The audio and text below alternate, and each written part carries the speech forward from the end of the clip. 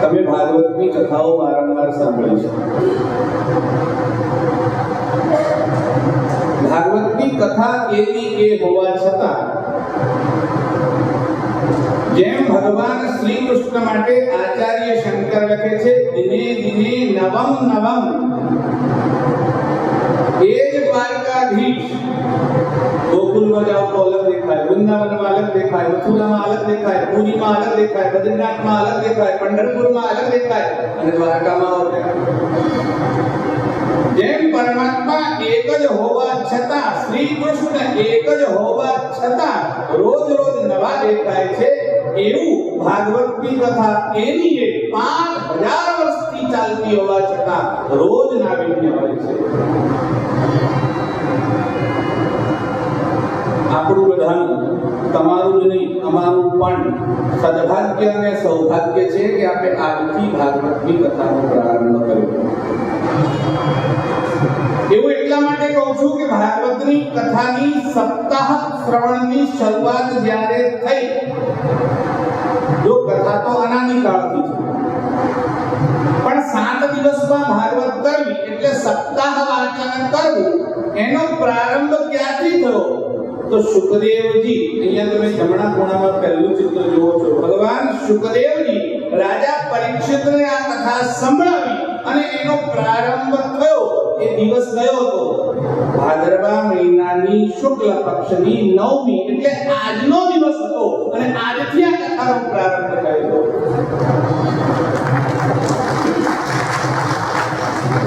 અને આપણે જે દિવસે પૂર્ણાહુતિ કરવાના એ જ દિવસે પૂર્ણિમાએ એમણે એની પૂર્ણાહુતિ કરી. આજથી બરાબર 5094 વર્ષ થયા એવા.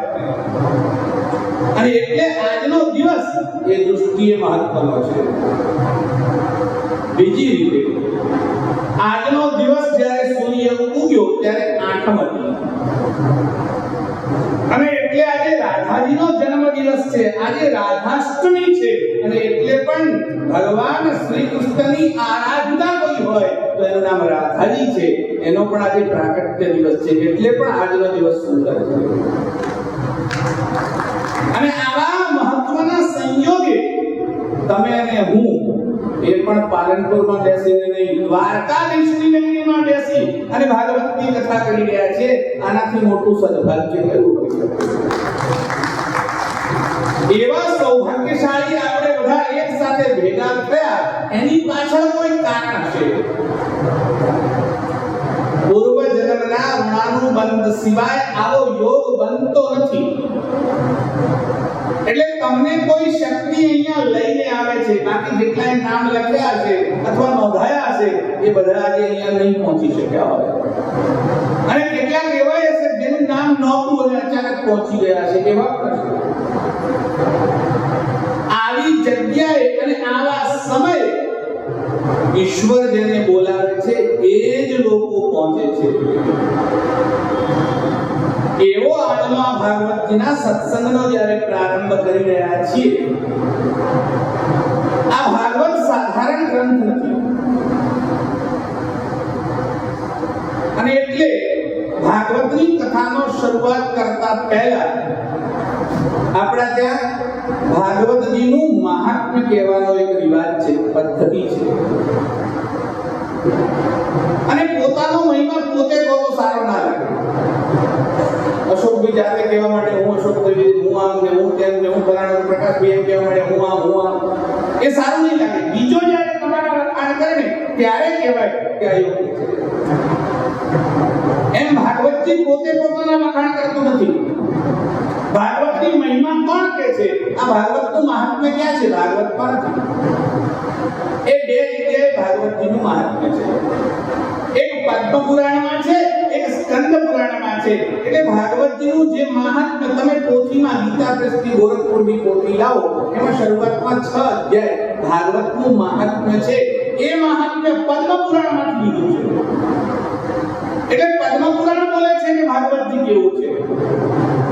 એમાં 6 અધ્યાય છે અને 504 શ્લોક છે. અને છેલ્લે ભાગવતજીની પૂર્ણાહુતિ થાય ત્યારે સ્કંદ પુરાણમાં 199 શ્લોક અને 4 અધ્યાયમાં ભાગવતજીનું મહાત્મ્ય છે. હું તમને પરિચય એટલા માટે આપું છું, કોઈના ભગવા કપડા જો અને હાથ જોડો એ અલગ વાત, અને ઓળખાણ થાય કે આ કોણ વિભૂતિ છે અને પછી પ્રણામ કરો, એનો પરિચય થયા પછીનો પ્રણામ અલગ હોય છે. લવણ વગરનું ભોજન, મીઠું ના નાખ્યું હોય, શાક બનાવ્યું હોય તો લવણ વગરનું ભોજન, નયન વગરનું વદન, આંખ ના હોય, ગમે એટલું મોઢું ઉપાડવું હોય, કપડા પહેર્યા હોય, દાગીના પહેર્યા હોય, પણ આંખમાં ઠેકાણું ના હોય તો એ સુંદર લાગતા નથી. નયન વગરનું વદન, લવણ વગરનું ભોજન, એમ પરિચય વગરનો પ્રણામ એ ગોબર જેવો છે. એટલે એનાથી કોઈ સ્વાદ આવતો નથી. એટલે પરિચય થાય પછી પ્રણામ થાય. અહીંયા ભગવાન વેદવ્યાસ મહાત્મ્યનો પ્રારંભ કરતી વખતે મંગલાચરણ કરે છે. અને મંગલાચરણ શાનું છે? હજુ તો ભાગવતજીનું નથી, મહાત્મ્યનું મંગલાચરણ કરે છે. મંગલાચરણ કોને કહેવાય? તમારું આચરણ મંગલ થાય એનું નામ મંગલાચરણ છે. હમણાં પ્રકાશભાઈએ કીધું કે અહીંયા આયા પછી કદાચ બાકીનું કશું જ ના મળે, નીચે સૂવું પડ્યું, ખાવાનું ના મળ્યું, કે ઊભું મળ્યું, કે સૂકું મળ્યું, કે કાચું મળ્યું, કે ધક્કા ખાધા બજારમાં ગયા, બાકીનું બધું થાય કે ના થાય, જે કામ માટે આવ્યા છે એ રહી ન જાય એ જોવાનું. અને એટલે અહીંયા એનું મહાત્મ્ય લખતી વખતે ભગવાન વેદવ્યાસ લખે છે, સચ્ચિદાનંદ રૂપાય વિશ્વોત્પત્યાદિ હેતવે તાપત્રય વિનાશાય શ્રી કૃષ્ણાય વયં નમઃ. જો ભાઈ, મહાત્મ્ય કોને કહેવાય? મહાત્મ્ય એટલે ગુણોનું ગાન અથવા ગુણોનું જ્ઞાન. ભાગવતજીના કયા ગુણ છે અથવા કોઈ વ્યક્તિના કયા ગુણ છે એ જ્યારે ત્રીજી વ્યક્તિ સંભળાવે એને કહેવાય મહાત્મ્ય. એનો મહિમા કે છે. જો ભાગવતજીનો મહિમા કોઈ ન કે એનાથી ભાગવતજીની કિંમત ઓછી થતી નથી. તમે કદાચ ભાગવતજી નહીં સાંભળો તો એનાથી ભાગવતજીનું કાંઈ જવાનું નથી. તમે અહીંયા આવ્યા પછી ઊંઘ લેશો તો ભાગવતજીનું કાંઈ બગડવાનું નથી. કેમ? એક વાર એક કોઈ કામ કરનારી મજૂર બાઈ એ આમ ખેતરમાંથી આવતી હતી અને રસ્તામાં મેં ઠોકર વાગી અને એક પથ્થરો ઉછળ્યો. અને જેવો આમ પથ્થરો ઉછળ્યો એને જોયું પથ્થરો ચમકતો હતો એટલે દોડતી ગઈ અને ચમકતો પથ્થર લીધો. એને કહ્યું પથ્થર કિંમતી લાગે છે, જબરદસ્ત ચમકે છે, સૂર્યનું કિરણ પડે તો એમાંથી એકદમ ચમકાર આવે છે. એને કીધું લાગે છે આ કઈ મૂલ્યવાન વસ્તુઓ છે. એ લઈ અને બજારમાં એક વેપારી જોડે જઈને કહ્યું મારી પાસે એક પથ્થર છે, આનું કાંઈ આવશે? એટલે પેલા વેપારીએ કીધું તારે વેચવો છે? તો કે હા. તો હું તને 2 બોરી ઘઉં આપું, બદલામાં મને આપ. પેલી બાઈએ કીધું મને તો કિલો ઘઉં નથી મળતા. ક્યારે સારું છે 2 બોરી ઘઉં મળે છે એટલે 200 કિલો ઘઉં મળે છે. એને 200 કિલો એટલે 2 બોરી ઘઉં લીધા અને બદલામાં પેલો પથ્થર આપ્યો. પેલો વેપારી ગામમાં સોનાર પાસે ગયો. સોનારને કહ્યું મારી પાસે એક પથ્થર છે, જરા જુઓ તો. એટલે પેલા સોનીએ પથ્થર જોયો. સોનીને ખબર પડી આ હીરો લાગે છે, એટલે સોનીએ કીધું વેચવો છે. એટલે પેલા વેપારીએ કીધું પૈસા આવતા હોય તો વેચવો છે, કેટલા લેવા છે? કેટલા? એટલે પેલા સોનીએ કીધું લાખ રૂપિયા આપીશ. એટલે પેલા વેપારીએ કીધું સારું. એને હીરો આપી દીધો, બદલામાં લાખ રૂપિયા લીધા. આ સોના લઈ અને મહાનગરમાં ગયો અને ચોકસીની પાસે ગયો અને ચોકસીને જઈને કીધું મારે આ હીરો વેચવો છે, કેટલા આપશો? પેલા ચોકસીએ જોયું, એની પરખ કરી અને પરખ કર્યા પછી કીધું આના 40 લાખ રૂપિયા આપીશ. એ લાખ રૂપિયામાં લીધેલો હીરો 40 લાખમાં વેચ્યો અને 40 લાખ લીધા. આ ચોકસી એ હીરાને લઈ અને મહારાજાના દરબારમાં ગયો અને રાજાને કીધું તમારા મુકુટમાં જડે એવો હીરો લાવ્યો. રાજાએ કીધું બતાવો. એને હીરો બતાવ્યો. એને કીધું હીરો તો સરસ છે, પણ મારા જે ચોકસી છે એ નક્કી કરશે કે આની કિંમત કેટલી આવે. એટલે એના જે રાજ દરબારના ચોકસી હતા એમને બોલાયા અને કહ્યું આની કિંમત નક્કી કરો. એટલે એમાંથી બે ચોકસીએ પરખ કર્યા પછી કીધું આ હીરો 99 લાખનો છે. રાજાએ કીધું 99 લાખ તો કરોડ તો શું ફરક પડતો, તો 1 લાખ વધારે કહેવાતા. પેલાએ કીધું ના એવું નથી. બોલે કેમ? તો કે મેં તમને બતાડી. એટલે તસ્તરી એક પ્લેટ લીધી, પ્લેટમાં વચ્ચે પેલો હીરો મૂક્યો, આજુબાજુ બાકીના 99 હીરા મૂક્યા. એટલે 100 હીરા બાજુમાં મૂક્યા અને વચ્ચે પેલા હીરાને ગોઠવ્યો અને જેવું આમ સૂર્યનો પ્રકાશ આવ્યો અને પેલો વચ્ચેનો હીરો ચમક્યો અને એમાંથી જે લાઈટ નીકળ્યું એ પ્રકાશ 100 હીરાને ચમકાવવો જોઈએ, એની જગ્યાએ એકને ના ચમકાવ્યો અને 99 ને ચમકાવ્યો. એટલે પેલા ચોકસી કીધું જોયું મહારાજ, આમાં એક પેર પાડવામાં ભૂલ થઈ છે. એટલે એક હીરો નથી ચમકતો, 99 ચમકે છે. એટલે આ કરોડનો નથી, 99 લાખનો છે. મહારાજે કીધું ઠીક છે, 99 લાખ આપી દીધા, હીરો લઈ લીધો. હવે તમે વિચાર કરો, હીરાનો એનો એ જ હીરો, બાઈને 2 બોરી ઘઉં મળ્યા, વેપારીને લાખ મળ્યા, સોનીને 40 લાખ મળ્યા અને આ ચોકસીને 99 લાખ મળ્યા. હવે એમાં કોઈ જો હીરાને ન ઓળખે તો હીરાની કિંમત ઓછી થાય કે ન ઓળખે એની ઓછી થાય? નુકસાન કોનું ગયું? જે નથી ઓળખતો એનું ગયું. જે ઓળખે છે એનું નુકસાન જઈ શકતું નથી. હવે આ બાઈએ ન ઓળખ્યો હીરાને તો એને માત્ર 2 બોરી ઘઉં મળ્યા. સોનીની જેટલી સમજણ હતી એટલા જ લાખ મળ્યા. એમ ભાગવતજી એ તો અમૂલ્ય રત્ન છે, એને જો ન ઓળખીએ ને તો નુકસાન આપણું થવાનું છે. ભાગવતજીનું કોઈ નુકસાન થઈ શકતું નથી. અને એટલે આ જે ગુણોનો ભંડાર છે. જો એકવાર એક વેપારી નદીના કિનારે ઊંટ લઈને નીકળ્યો. એના ઊંટ ઉપર જે કઈ વસ્તુઓ ભરેલી હતી એમાંથી એક થેલી નીચે ગઈ. સવારના પોરમાં એક માણસ રખડતો નદી ઉપર ફરવા ગયો. એના હાથમાં પેલી થેલી, હજુ તો સૂર્ય ઉગ્યો નતો. એણે આમ થેલીમાં હાથ નાખ્યો એટલે પથરા. નદીના કિનારે, સમુદ્રના કિનારે, તમે અહીંયા સામે સમુદ્ર છે, તમે જોજો ઘણા બધા લોકો અત્યારે તે સમુદ્રના કિનારે બેઠા અને બેઠા બેઠા શું કરે? રમત કરે. કોઈ માછલીને કઈ ખવડાવે, કોઈ બેઠા બેઠા પથરા ફેંકે, કોઈ શું ફેંકે. આને પેલી પથ્થર ઉપર બેઠો અને પેલી થેલીમાં હાથ નાખ્યો અને એક એક કાંકરો કાઢી અને પેલી નદીમાં નાખવા લાગ્યો. 1 નાખ્યો, 2 નાખ્યા, 5 નાખ્યા, 7 નાખ્યા. એને 99 કાંકરા નદીમાં નાખ્યા. 100મો કાંકરો, છેલ્લો કાંકરો આમ હાથમાં લીધો અને એ જ વખતે સૂર્યોદય થયો.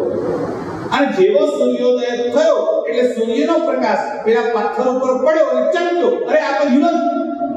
અને જેવી ખબર પડી આ હીરો છે, એના મનમાં તો અરે રે મેં કેવી મૂર્ખાઈ કરી. આ 99 હીરા મારી પાસે હતા તો મેં ફેંકી દીધા, આ એક જ મારી પાસે બચ્યો છે. આપણે પણ આ જ કરીએ છીએ. આજ સુધી કેટલાય વર્ષ પાણીમાં ગુમાયા, જેટલા બચ્યા છે સુધારી લેવાની જરૂર છે. અને આ 99 હીરાની આ ભાગવતજીમાં તો 18,000 રત્ન ભગવાન વેદવ્યાસે ભર્યા છે.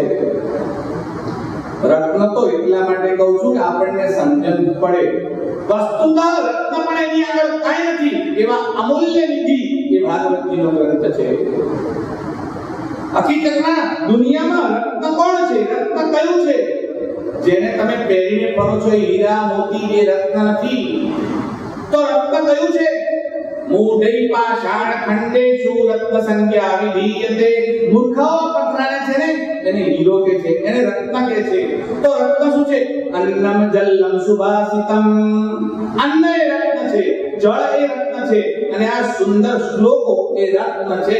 બાકી બધા તો પથરાઓ છે. ભગવાન વેદવ્યાસે મહાત્મ્ય લખતી વખતે પહેલા જ શ્લોકમાં ભગવાન શ્રી કૃષ્ણને વંદન કર્યા. અને વંદન કરતી વખતે એમણે જે સમાવેશ કર્યો છે બહુ સુંદર છે. પ્રણામ કરતા કરતા કોને પ્રણામ કરે છે એનો પરિચય આપી દો. મેં તમને પહેલા કહ્યું પરિચય વગરનો પ્રણામ ફીકો છે. એટલે વેદવ્યાસ ખાલી પ્રણામ નથી કરતા, પરિચય આપીને પ્રણામ કરે છે. કેવા છે ભગવાન? સચ્ચિદાનંદ રૂપાય વિશ્વોત્પત્યાદિ હેતવે. આ ભગવાનનું સ્વરૂપ કેવું છે તે જણાવે છે. ભગવાન કેવા છે? જો વેદવ્યાસની કલમ છે અને વ્યાસ લખે એટલે પૂછવાનું જ નહીં. કેમ? વ્યાસોચ્છિષ્ટમ જગત સર્વમ. આખા જગતમાં જેટલું સાહિત્ય છે એ ભગવાન વેદવ્યાસનું ઉચ્છિષ્ટ કહેતા બેઠું છે. એવું જગતમાં કોઈ સાહિત્ય છે જ નહીં જે વેદવ્યાસે ન લખ્યું હોય. ભગવાન વ્યાસની કલમ ચાલે પછી પૂછવાનું જ નહીં. અરે વ્યાસ કોણ છે? વ્યાસ કૃપણ વત્સલ. જે કૃપણ કહેતા કંજૂસ ઉપર કૃપા કરે એવા કૃપણ વત્સલ છે. હવે કૃપણ કેમ કીધું એની વ્યાખ્યા ફરી ક્યારે કરીશ. હમણાં તો તમને એટલું કહું કે ભગવાન વેદવ્યાસે પરિચય આપ્યો. એકવાર તમે બધાએ નામ સાંભળ્યું હશે વિનોબાજી. વિનોબાજી ટ્રેનમાં મુસાફરી કરતા હતા. એ ટ્રેનમાં જતા હતા અને રસ્તામાં એમની સામે જે લોકો બેઠેલા અને વિનોબાજી કોઈ દિવસ ફર્સ્ટ ક્લાસ સેકન્ડ ક્લાસ એવું નહીં, એ થર્ડ ક્લાસમાં મુસાફરી કરતા. એ વખતે ટ્રેનમાં થર્ડ ક્લાસ ચાલતો અને સાદી ટિકિટ લેવાની, આરામથી બેસવાનું. આજુબાજુ વાળા તો ખબર જ નહીં કોણ બેઠું છે. વિનોબાજી પોતાની મસ્તીમાં વાંચ્યા કરતા હતા, બાજુવાળા લોકો બધા બેઠા હતા. કરતા કરતા સમય ગયો. 2-4 સ્ટેશન ગયા. 4-5 કલાક પછી એક સ્ટેશન આવ્યું અને જેવું સ્ટેશન આવ્યું અને લોકોએ જોયું તો સ્ટેશન ઉપર 150-200 લોકોની ભીડ હતી. અને મેં જોરથી ભારત માતા કી જય, ભારત માતા કી જય બોલતા. એમાંથી 2-4 લોકો ડબ્બામાં ચડ્યા અને ત્યાં આવ્યા અને સૂતરની આંટી લઈ અને વિનોબાજીને એક પછી એક સૂતરની આંટી પહેરાવા લાગ્યા. આમ નીચે ઉતાર્યા અને બધા લોકો વિનોબાજીનો સત્કાર કર્યો. હવે ડબ્બામાં જે લોકો બેઠા હતા એ બધા સચ્ચિદાનંદ રૂપાય. એ સત સ્વરૂપ, ચિદ સ્વરૂપ અને આનંદ સ્વરૂપ છે. સત કોને કહેવાય? જો ભાઈ તમે સતની વ્યાખ્યા જો ડિક્શનરીમાં શોધો તો ડિક્શનરીમાં સત એટલે ટ્રુથ અથવા ટ્રુ એવું લખેલું આવશે. હવે ત્યાં સાચું એ અર્થમાં સત છે, અહીંયા એ અર્થમાં નથી. અહીંયા સત કે છે અસ્તિત્વને, એક્ઝિસ્ટન્સને. એક્ઝિસ્ટન્સ that is truth નહીં, that is સત. એ સત એટલે શું? દરેક વસ્તુનું અસ્તિત્વ છે. દુનિયાના તમામ પદાર્થો, સોફા હોય, ટેબલ હોય, માઇક હોય, ગાદલા હોય, પંખો, આ બધાનું અસ્તિત્વ છે. જેને જેને પણ અસ્તિત્વ છે એને સત કહેવાય. દુનિયાના તમામ પદાર્થોને સત છે. પરમાત્મા પણ સત સ્વરૂપ છે, પણ પરમાત્માને સત છે એટલે અસ્તિત્વ છે એટલું નહીં. દુનિયાના તમામ પદાર્થોનો આધાર કોઈ હોય તો એ પરમાત્મા છે. આ બધાનું અસ્તિત્વ જેના આધારે ટકી રહ્યું છે એ શ્રી કૃષ્ણ છે. એટલે ભગવાન સત સ્વરૂપ છે. પછી લખ્યું ચિદ સ્વરૂપ છે. સચ્ચિદાનંદ રૂપાય. આ ચિદ એટલે શું? ચિદ એટલે જ્ઞાન, નોલેજ. જે જ્ઞાન છે એને કહેવાય ચિદ. એટલે જડ પદાર્થોને અસ્તિત્વ છે, સત છે, પણ ચિદ નથી. સમજાય છે મારી વાત? આ માઇક ને સત છે એટલે એને અસ્તિત્વ છે, એની હયાતી છે, પણ એને ચિદ નથી. માઇક થી અવાજ જાય છે એની સમજણ તમે ને મને છે. આ માઇક ને ખબર નથી કે મારાથી અવાજ જાય છે. એવી સમજણ માઇકને નથી. આ પંખાથી હવા આવે છે પણ પંખાને ખબર નથી કે આનાથી હવા આવે છે. પંખાને એનાથી કોઈ જ લેવા દેવા નથી. એને એનું નોલેજ નથી. નોલેજ કોને છે? જીવને છે. આ બધા બેઠા આપણે બધાને જીવ અને આપણે જ છીએ એવું નહીં ભાઈ. આના સિવાયના ઘણા બધા જીવ છે. 84 લાખ યોનિઓ છે. આગળ ક્રિયા સ્કંદમાં વર્ણન આવશે એટલે કહીશ તમને. પણ આ જે 84 લાખ જીવો છે એને નાનું કે મોટું, થોડું કે વધારે જ્ઞાન છે. એટલે ભગવાન મનુ એવું લખે છે, આહાર નિદ્રા ભય વૈતુનંચ સામાન્યમે તત્ પશુભી નરાણામ. માણસ અને પશુ આ બધાને આ ચાર વસ્તુની સમજણ તો છે. આહાર ખાવું આપણે પણ ખાઈએ પીએ છીએ, ઢોર પણ, પશુ પણ, પંખી પણ, કીટક પણ, કૃમિ પણ, બધાને ખાવા પીવાની સમજણ છે. નિદ્રા ઊંઘલી, ઢોરને પણ ઊંઘતા જોયા છે, એમને પણ ઊંઘવાની સમજણ છે. ભય પામવો અને પમાડવો, એટલે કૂતરું જો તમે એકલા હો તો કરડવા આવશે, પણ દંડો ઉપાડો એટલે કૂતરું પણ ભાગે છે. એને પણ ભય લાગે છે ને એનાથી બીજાને ભય લાગે છે. અને મૈથુન એટલે પ્રજા પેદા કરવી. અરે તમારા કરતા પુત્રીઓ 6 જરૂરિયાને જન્મ આપે છે, ભૂંડડી 12 જન્મ આપે છે. એ સમજણ તો એને પણ છે. એટલું જ પૂરતું નથી. ધર્મો હિતેષામ અધિકો વિશેષ ધર્મે નહીના પશુભિસ સમાના. મનુષ્યને ધર્મની સમજણ છે, પશુને ધર્મની સમજણ નથી. અહીંયા તો ધર્મની વાત નથી, હજુ તો ચિહ્નની વાત ચાલે છે, એટલે નોલેજની વાત ચાલે છે. મનુષ્યને સમજણ છે એટલે જીવને નોલેજ પણ છે અને અસ્તિત્વ પણ છે. હવે ત્રીજી વાત લખી, આનંદ. મનુષ્યોમાં આનંદ ક્યારેક ક્યારેક પ્રગટ થાય છે, પણ એ નિત્ય ટકતો નથી. આજે ખુશ થઈ જાય, હમણાં કોઈનો ફોન આવે, ઘરે નુકસાન થયું છે તો તરત મોઢું પડ્યું. થોડી વારમાં ખબર પડે ઘરનો ભાઈ મરી ગયો છે તો રોવા બેસી જાય. એવી ખબર પડે કે તારા કપડા કોઈ ચોરી ગયું છે તો એ ભાગમ ભાગ કરે. કથા બાજુમાં પડી જે સીધો ત્યારમાં. કહેવાનો મતલબ છે મનુષ્યનો આનંદ, જીવનો આનંદ કાયમ ટકતો નથી. જ્યારે પરમાત્મા કહેવાય છે એ રસ સ્વરૂપ છે, આનંદ સ્વરૂપ છે. એ 24 કલાક આનંદમાં રહે છે. ના ના ના, આનંદનો પર્યાય પરમાત્મા છે. એ આનંદ સ્વરૂપ છે. એનામાંથી આનંદનો એક અંશ ક્યારે ઘટતો નથી. એટલે એ સત સ્વરૂપ છે, ચિદ સ્વરૂપ છે અને આનંદ સ્વરૂપ છે. જો ભાઈ ભગવાને હસવાનો ગુણ એ તમને એટલે મનુષ્યોને આપ્યો છે. ખબર છે ને? કોઈ જણો ભેંસની સામે ઉભા છે, કોઈ જોક્સ કહેજો હશે, બધી એના મોઢા ઉપર સ્માઈલ જોઈ, કોઈ કૂતરો જોક આપી હશે, જોયો છે? આટલી બધી જેટલા પણ પ્રાણીઓ છે એમાંથી માત્ર મનુષ્ય છે જેના મોઢા ઉપર સ્માઈલ આવે છે, જેને હસવાની સમજણ પડે છે. રોતા બધા આવડે છે, બાકીના બધા પશુઓ રોવે છે. રોવાની સમજણ છે, હસવાની સમજણ કોઈ પશુને નથી. આ 84 લાખ યોનિઓમાંથી માત્ર તમે છો જેને હસતા આવડે છે. એટલે હસવાનું ભૂલી ના જતા, હો હસતા રહેજો, કાયમ હસતા રહેજો. એ સૌથી મોટી નિશાની છે. તમે આમને બેઠા રહો અને હસતા રહો. જ્યારે પ્રસન્ન રહે છે ત્યારે ખબર પડે કે મનુષ્ય છે. પ્રસન્નતા ગુમાઈ બેસો ત્યારે તમારી ગણના પશુની કોટીમાં થાય છે. અને એટલે ભગવાન વેદવ્યાસે પરિચય આપ્યો. શ્રી કૃષ્ણ કેવા છે? સચ્ચિદાનંદ રૂપાય. હવે કહે છે એમનું કાર્ય શું છે? આ તો સ્વરૂપ કીધું કે ભગવાનનું સ્વરૂપ શું છે? સત, ચિત અને આનંદ છે. પણ ભગવાનનું કાર્ય શું છે? તો કહે છે વિશ્વોત્પત્ત્યાદિ હેતવે. વિશ્વની અર્થાત બ્રહ્માંડની ઉત્પત્તિ કરે છે, સ્થિતિ કરે છે અને લય કરે છે. જો કે સબ્જેક્ટ તો ઊંચો છે અને મોટો છે, હું તમને ખાલી ઈશારો કરું છું. આ પરમાત્મા માંથી આખું બ્રહ્માંડ પેદા થાય છે. કોઈ પણ વસ્તુ બનાવવી હોય તો એનો બનાવનાર જોઈએ અને મટીરીયલ જોઈએ. એટલે એક તો મટીરીયલ હોય, દાખલા તરીકે દાગીનો બનાવવો હોય તો સોનું જોઈએ અને સોનાર જોઈએ. ઘડો બનાવવો હોય તો માટી જોઈએ અને કુંભાર જોઈએ, એટલે મટીરીયલ જોઈએ અને બનાવનાર જોઈએ. પરમાત્મા જગતને બનાવે છે તો મટીરીયલ ક્યાંથી લેવા જાય છે? એ મટીરીયલ બહારથી લાવતો નથી, એ પોતાના માંથી જગત બનાવે છે.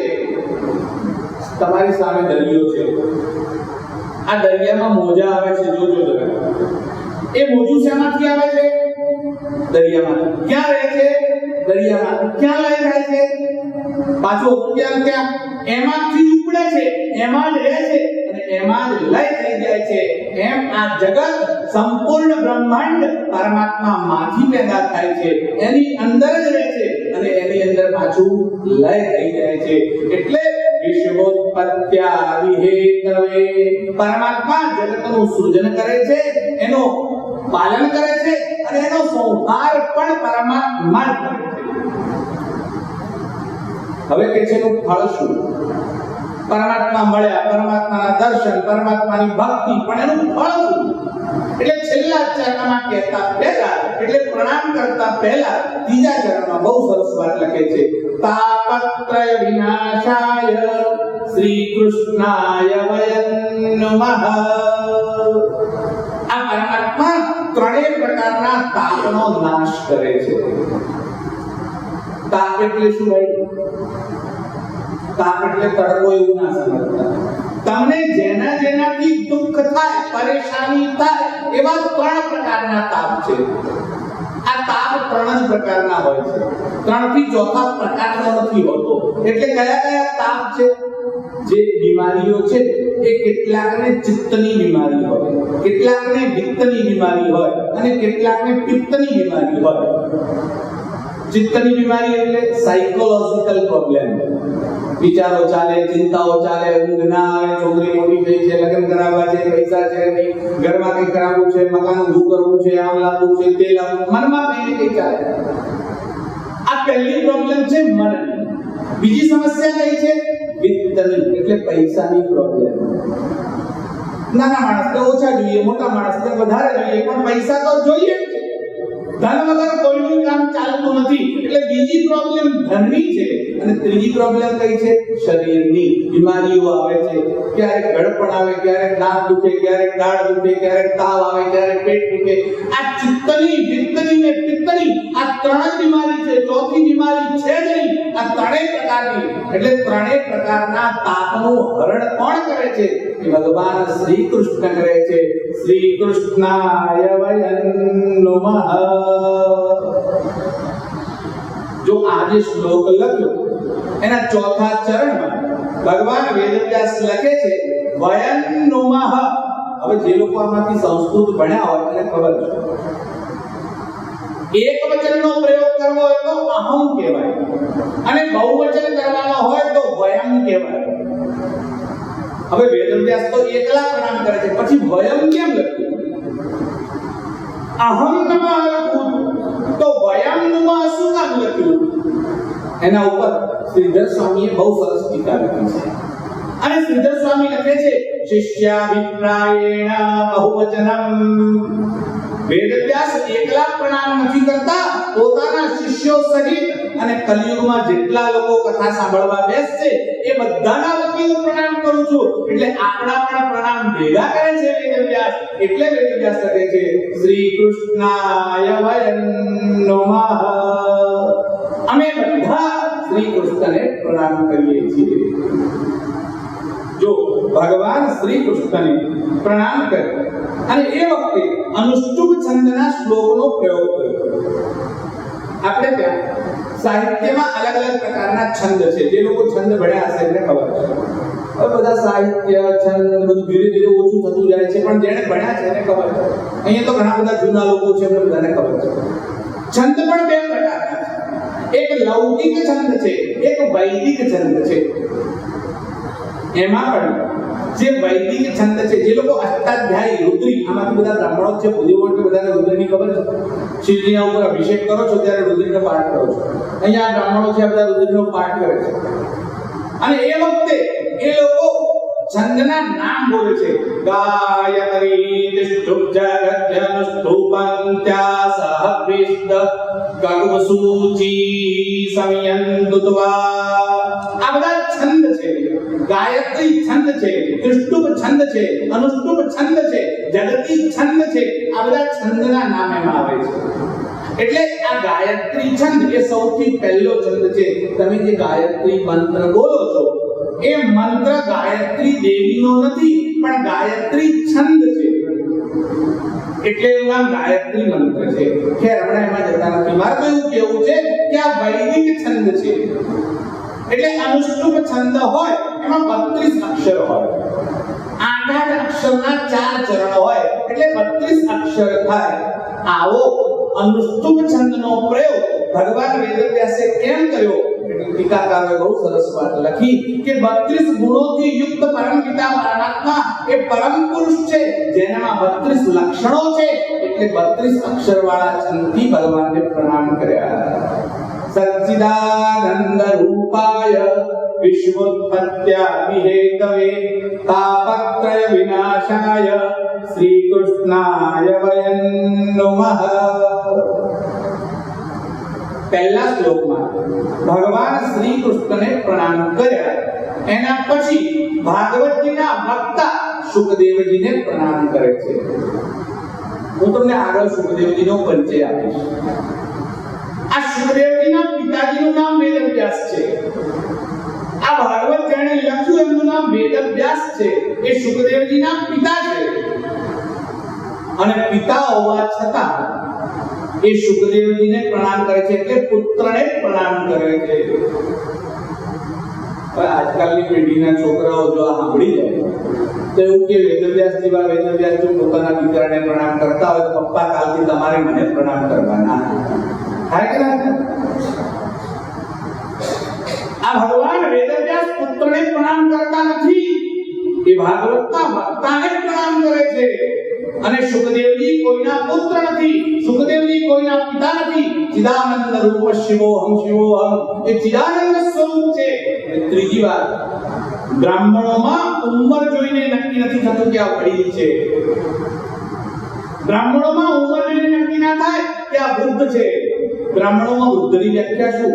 જ્ઞાન વૃદ્ધ એવ વૃદ્ધ, જેનામાં જ્ઞાન વધારે છે એ બ્રાહ્મણો માટે વૃદ્ધ ગણાય. ક્ષત્રિયોમાં વૃદ્ધ કોણ? એના માટે મોટો કોણ? જેની પાસે બાહુબળ વધારે છે અને જેની પાસે રાજ્ય મોટું છે એ મોટો ગણાય. વૈશ્યમાં મોટો કોણ ગણાય? હા, જેની પાસે ધન વધારે હોય એ મોટો ગણાય. પણ શૂદ્રમાં જેની ઉંમર મોટી એ મોટો ગણાય.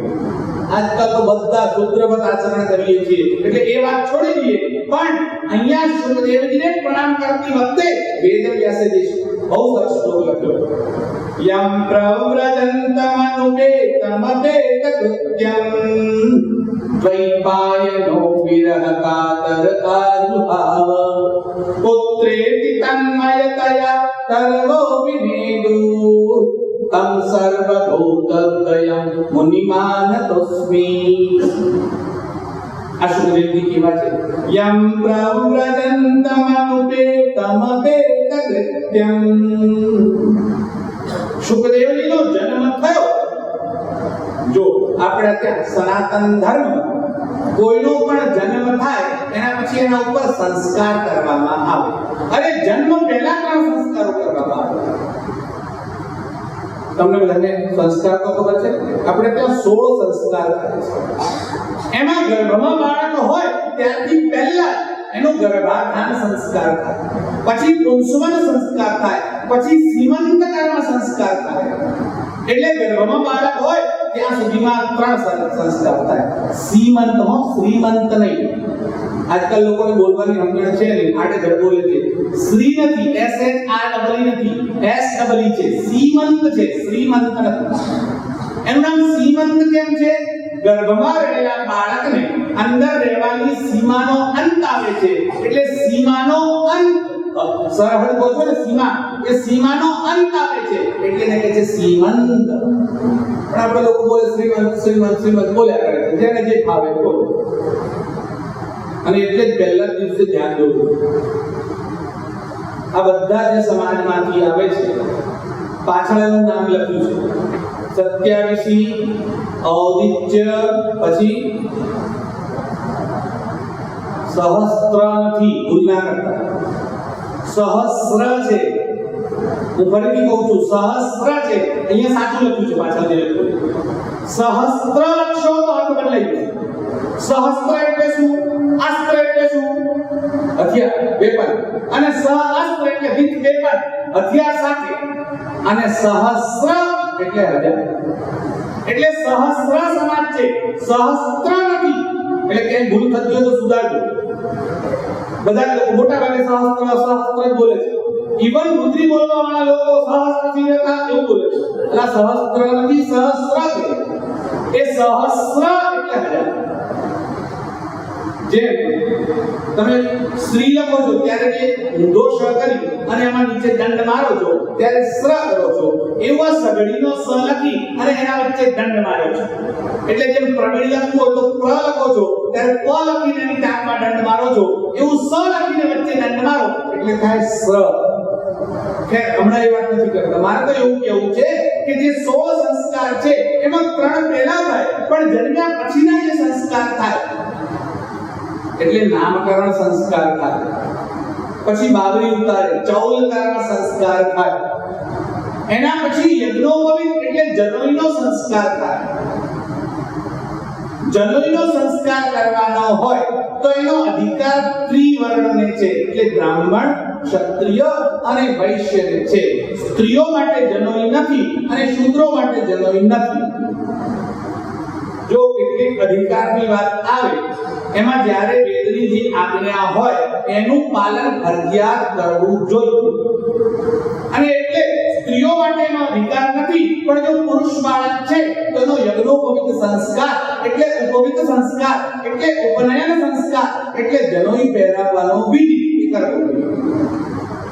આ જે જનોઈનો સંસ્કાર બધાનો થાય, પણ આ ભગવાન શુકદેવજી કેવા છે, જન્મ થતા કોઈ સંસ્કાર થયા નથી. ચાલવા યમ પ્રવ્રજંતમનુપેતમપેત કૃત્યમ. ઉપેત અનુપેત, અનુપેત એટલે જનોઈ, અનુપેત જેને જનોઈ લીધી નથી. જો ભાઈ સંસ્કાર એટલે શું, હજુ થોડી સમજો. શુદ્ધિકરણની પ્રક્રિયા, તમે સહેલી ભાષામાં કહું છું, સંસ્કાર એટલે શુદ્ધિકરણની પ્રક્રિયા. જેમ કે તમે ઘરે ચોખા લઈ આયા, ઘઉં લઈ આયા, તો ચોખાને ઘઉં સીધા ખવાય નહીં. એટલે શું કરવું પડે, એને દળવા પડે, એને લોટ બનાવવો પડે, લોટ બાંધીને મીઠું વગેરે નાખવું પડે, પછી અગ્નિ ઉપર શેકવામાં આવે. આને કહેવાય સંસ્કાર. તમે શાકભાજી લઈ આયા, સીધી મોઢામાં નખાય નહીં, એટલે શાકભાજીને કાપવાની, પછી તેલ કે ઘીનો વઘાર કરવાનો, પછી પાણી નાખી એમાં મરચું, મીઠું, હળદી, ધાણા, હિંગ, જીરું બધું નાખીને જે વઘારો છો એને કહેવાય સંસ્કાર. એટલે સંસ્કાર એટલે શુદ્ધિકરણની પ્રક્રિયા. તમે જે સોનું પહેરો છો, આ સોનું ખાણમાંથી નીકળે ત્યારે આવા કલરનું હોતું નથી. એને તપાસવામાં આવે, એને રિફાઇન કરવામાં આવે અને શુદ્ધ કરવામાં આવે, એને કહેવાય સંસ્કાર. એમ બાળક જ્યારે જન્મે છે ત્યારે પૂર્વ જન્મના અનેક પાપ કર્મોના કારણે એના ઉપર મલિન પડ ચડેલા છે. એ આવરણને હટાવવા માટે જે શુદ્ધિકરણની પ્રક્રિયા થાય એનું નામ છે સંસ્કાર. અને એટલે યજ્ઞોપવિત સંસ્કાર ખૂબ અનિવાર્ય છે. સારું છે હજુ સુધી બ્રાહ્મણોમાં સંસ્કાર થાય છે અને થવો જોઈએ. આ શુકદેવજીનો સંસ્કાર થયો નથી. કેમ? જેને મેલ ચડ્યો જ નથી, ચડ્યો નથી તો કાઢશો કેમ? જેને મેલ ચડ્યો હોય એનો મેલ કાઢવાનો હોય. શુકદેવજી તો સાક્ષાત શિવ છે. ભગવાન શંકર જ શુકદેવજીનું રૂપ લઈને આવ્યા છે. એમનામાં મલિનતા પ્રવેશ થઈ જ નથી. જો મેલ થયો જ નથી, કાં તો તમારે ફરીથી મેલ ચડાવવો પડે પછી કાઢવો પડે. અહીંયા તો મેલ છે જ નહીં. એટલે શુકદેવજીને સંસ્કારની આવશ્યકતા નથી. અને જન્મતા શું કર્યું? સીધા ચાલવા લાગ્યા. અને ક્યાં ચાલ્યા? યમ પ્રવ્રજંતમનુપેતમપેત કૃત્યમ. પ્રવ્રજ્યા એટલે સંન્યાસ લેવા માટે નીકળી પડ્યા. શુકદેવજી માના ગર્ભમાં 12 વર્ષ સુધી રહ્યા છે. જો ઘણી બધી કથાઓ છે, હવે કેટલી કથાઓ તમને કહું, કેટલો સમય રહેશે આ બધો પણ વિચાર થાય છે, પણ જેટલી આપણી પાસે સમય, જેટલો તમને રસ અને જેટલી આપણી અનુકૂળતા એ પ્રમાણે ભેગું કરીને આપણે કથાનો વિચાર કરશું. ભગવાન શુકદેવજી એમનો જન્મની કથા કૌશિકી સંહિતામાં મળે છે. ભાગવતજીમાં જન્મની કથા લખી નથી, પણ કૌશિકી સંહિતામાં એક કથા છે.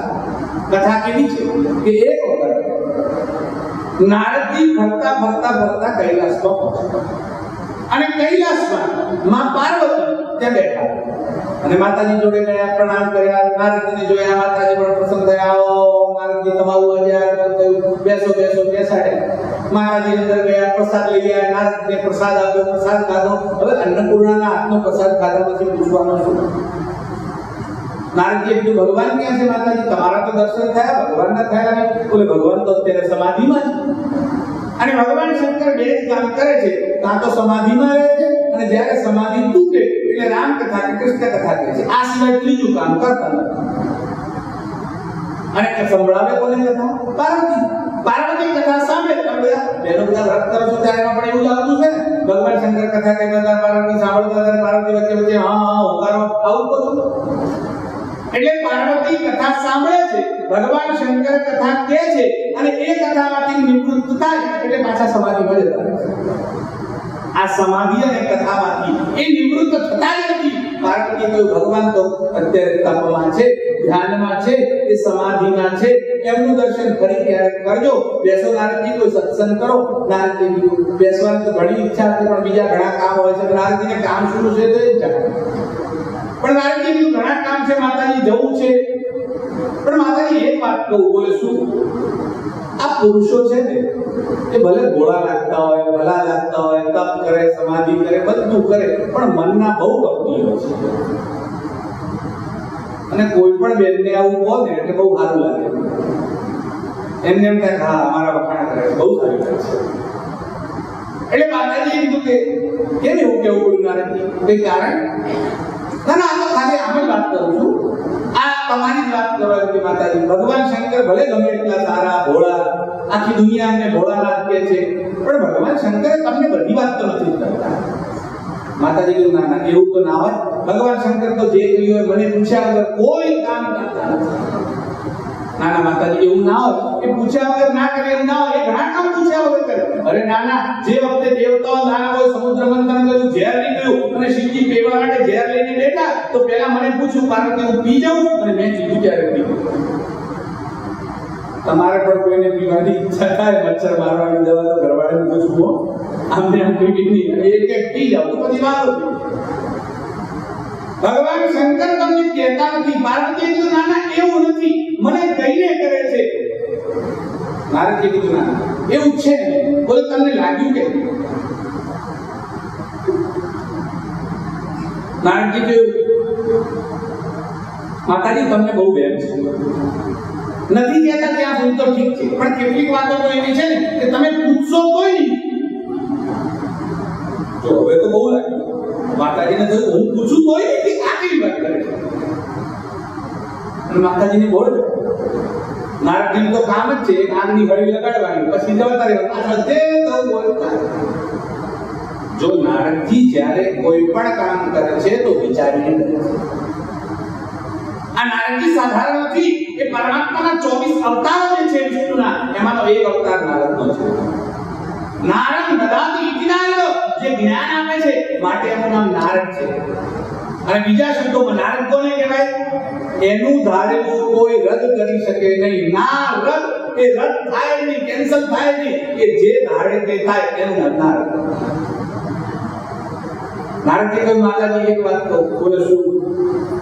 તમારે ખાતરી કરવી હોય તો ભગવાન શંકર સમાધિમાંથી આવે ત્યારે જરા પૂછજો કે એમના ગળામાં મુંડમાળા પહેરેલી છે, તમને આજ સુધી નહીં કીધું હોય આ ખોપડીઓ કોની છે? માતાજી વાત તો સાચી, મને આજ સુધી કીધું નથી, પણ નારદજી હું પૂછીશ તો ભગવાન કહે છે નહીં. તમે પૂછી જોજો. તમે પૂછશો તોય નહીં કે. હવે માતાજીને ખાતરી થઈ કામ ગડબડ છે. અને આ તો નારાયણ કરતા ત્યાંથી રવાના. હવે માતાજીના મનમાં એવી વાત ચાલી ક્યારે આવે ક્યારે પૂછું, ક્યારે આવે ક્યારે પૂછું, ક્યારે આવે. અને પછી સમાધિ છૂટી અને ભગવાન શંકર આવ્યા એટલે પાર્વતી પગે લાગ્યા, આરતી ઉતારી, ભગવાનને બેસાડ્યા અને ભગવાનને પૂછવા પ્રભુ મારે એક વાત પૂછવી છે. સતી તમારા મનમાં કોઈ પ્રશ્ન છે, કોઈ સવાલ છે? જે છે ભગવાન મારે કંઈક પૂછવું છે. શું પૂછવું છે પૂછો. પાર્વતી કહેવા લાગ્યા કે ભગવાન મારે એ જાણવું છે કે તમારા ગળામાં ખોપડીઓની માળા છે, આ ખોપડીઓ કોની છે? તમે કોની માળા પહેરીને ફરો? ભગવાને કહ્યું રેવા દે, એ વાત કાંઈ સાંભળવી નથી, હું તને શ્રી કૃષ્ણની કથા કહું. માતાજી કહે ના, મને પહેલા આ કહો પછી શ્રી કૃષ્ણની કથા. અરે રેવા દે, હું તને રામજીની કથા કહું. અરે ના પડું, મને રામજીની કૃષ્ણની કથા સાંભળવી છે પણ પછી સાંભળીશ, પહેલા મને એ કહો આ ખોપડીઓ કોની છે? હવે જ્યારે ભગવાન શંકર ટાળવા લાગ્યા એટલે પાર્વતી નારદની વાત તો સાચી લાગી છે. આ કહેતા તો નથી, મનમાં છુપાવે તો છે. અને ભગવાન શંકરે પણ વિચાર કર્યો કે આને કોઈ પાક્કો ગુરુ મળી ગયો છે, બરાબર ચાવી ચડાવી ગયો છે, બાકી આમને આમ બોલે. એટલે ભગવાન શંકરે સીધો જ પ્રશ્ન પૂછ્યો, નારદ અહીં આવ્યો તો આજકાલ? હા, એના સિવાય કોઈ આવતા નથી. માતાજી કીધું હા, નારદ ગયા હતા. બસ બસ બસ, આ ક્યાંથી શરૂઆત થઈ ગઈ. માતાજીને કહ્યું ભગવાને કે તમારી ઈચ્છા છે હું તમને કહીશ, પણ આ એવું છે કે આ વસ્તુ તમને કહેવા જેવી નથી, તમને દુઃખ લાગશે. સતીએ કહ્યું મને દુઃખ લાગશે? કયા કારણસર, શાના માટે દુઃખ લાગશે? અને દુઃખ લાગે તો ભલે લાગે, તમે મને કહો. અને ભગવાન શંકરે કહ્યું જો હું જે છે એ અમર છું, મારો ક્યારે જન્મ નથી અને ક્યારે મૃત્યુ નથી, એટલે હું અનાદિ છું અને અનંત છું. પણ પાર્વતી કલ્પ જેમ જેમ બીતે છે એ દરેક કલ્પમાં તમારા જન્મ થાય છે, પછી તમારું શરીર છૂટે છે અને જ્યારે તમારું શરીર છૂટે એની જે ખોપડી છે એ હું મારા ગળામાં ધારણ કરું છું અને તમારી નિશાની હું મારી પાસે રાખું છું. એટલે તમારા જેટલા જન્મ થયા એટલી ખોપડીઓ મેં ધારણ કરી. હવે સતીને આશ્ચર્ય. પાર્વતી કીધું ભગવાનની આટલી બધી ખોપડીઓ મારી હોય તો તમે જેમ અમર છો એમ હું અમર ના થઈ શકું? ભગવાને કીધું થઈ શકે.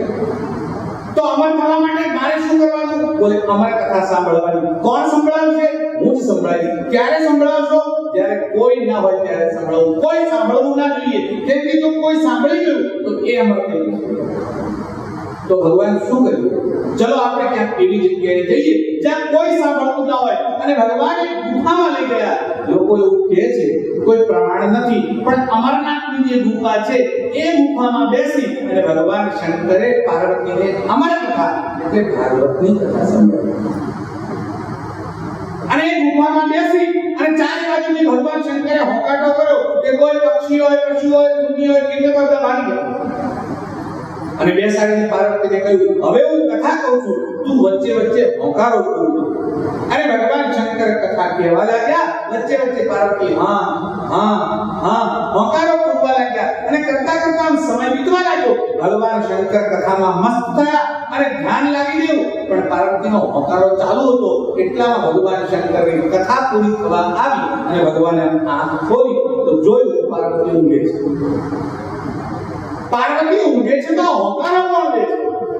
આ હોંકારો ક્યાંથી આવે છે? અને ભગવાન શંકરે પાર્વતીને જગજોડ્યા અને પાર્વતી ઊંઘમાંથી જાગ્યા અને કહ્યું પ્રભુ મને તો ઊંઘ લાગી ગઈ, ખબર જ ના પડી ક્યારે ઊંઘ લાગી, તો આ હોંકારો કોણ આપતું હતું? અને જેવો આમ ભગવાનને એકદમ ક્રોધ ચડ્યો અને ભગવાને ત્રિશૂળ ઉપાડ્યું, કોણ છે અહીંયા? અને જ્યાં ભગવાને જેવો પણ પડકાર કર્યો એક બખોલમાંથી એક નાનકડું શુક શાવક એટલે પોપટનું બચ્ચું બહાર આવ્યું. આ શુક શાવક એક ઈંડું એ મરી ગયેલું હતું, પણ આ અમર કથા સાંભળી અને ઈંડું જીવ્યું અને એમાંથી પોપટનું બચ્ચું બહાર આવ્યું. આ પોપટને સંસ્કૃતમાં શુક કહેવાય છે. શુક એટલે પોપટ. અને જેવું ભગવાને ત્રિશૂળ ફેંક્યું આ બચ્ચું આગળ ઉડવા લાગ્યું અને પાછળ આ ત્રિશૂળ જવા લાગ્યું. આ શુક શાવક આગળ ઉડે છે અને પાછળ પેલું ત્રિશૂળ જાય છે અને જતા જતા 1 2 4 5 પહાડો પાર કરી અને બદ્રીનાથથી આગળ માણા ગામ છે. એ માણાના સંન્યાસ આશ્રમમાં ભગવાન વેદવ્યાસ બેઠેલા હતા. એમના પત્ની વાટિકા દેવી આમ બગાસું ખાવા ગયા અને એ શુક શાવક એમના પેટમાં પ્રવેશ કર્યો. એ જ વખતે ભગવાન શંકર પેલા ત્રિશુળની પાછળ દોડતા દોડતા ત્યાં આવ્યા અને ભગવાન શંકરને આયેલા જોયા એટલે ભગવાન વેદવ્યાસ ઊભા થયા, એમનું સ્વાગત કર્યું. અરે પ્રભુ, આજ મારા આંગણે તમારું આગમન થયું, મારું આંગણું પવિત્ર થયું, મારો આશ્રમ પવિત્ર થયો, પ્રભુ પધારો. ભગવાન શંકરે કીધું તારું આતિથ્ય માણવા નથી આવ્યા. બોલો પ્રભુ શું આવ્યા છે? તારા આશ્રમમાં મારો ચોર છે, પકડીને પાછો. તમારો ચોર મારા આશ્રમમાં? બોલે હા. તમારી પાસે કોઈ ચોરી શું કરે છે? શું તમારી પાસે પહેરવા કપડા નથી, ગળામાં સોનું ચાંદી નથી, ચડવા માટે કોઈ રથ નથી તમારી પાસે, રહેવા માટે તો ચોર્યું શું તમારી પાસેથી કોઈ? ભગવાને કીધું એવું નથી ચોર્યું. તો હું અમર કથા કહેતો એ સાંભળી લીધી છે, એ પણ ચોરી છુપીને સાંભળી. વેદવ્યાસે કીધું ભગવાન એક વાત કહું તો ખોટું ના લગાડો. તો ભગવાને કીધું બોલો. બોલે અમર કથા કોઈ સાંભળે તો એનું ફળ શું? તો બોલે અમર કથા સાંભળે અમર થાય. 100% સાચી વાત નથી. હા, તો હવે તમે એમ કહો છો કે પોપટના બચ્ચાએ શુદ્ધ શાવકે તમારી કથા સાંભળી છે તો એ અમર થઈ ગયું કે નહીં? બોલે અમર થઈ જાય. તો હવે તમે મારી શકો ખરા? ભગવાને કીધું એને મારી શકાયની વાત તો સાચી છે, હવે શું થઈ શકે? બોલે હવે કશું ના થાય. ભગવાન તમે જાઓ અને સમાધિમાં લીન થાઓ, બાકીનું બધું અમે કરશું. અને ભગવાન વેદવ્યાસની પત્નીના ગર્ભમાં સુખદેવજીએ પ્રવેશ કર્યો. એ જ શુભ શાવક ભગવાન શંકરનું જ રૂપ લઈ અને ભગવાન શિવે એમના ગર્ભમાં પ્રવેશ કર્યો અને એ સુખદેવજી થઈને જન્મ્યા છે. એટલે સુખદેવજી સાધારણ નથી. ભગવાન વેદવ્યાસે તપ કર્યું અને ભગવાને તપ કર્યું ત્યારે ભગવાન નારાયણ પ્રગટ થયા. અને નારાયણ પ્રગટ થયા, ભગવાન વેદવ્યાસ તો પોતે નારાયણનું સ્વરૂપ છે. કયું શું જોઈએ છે?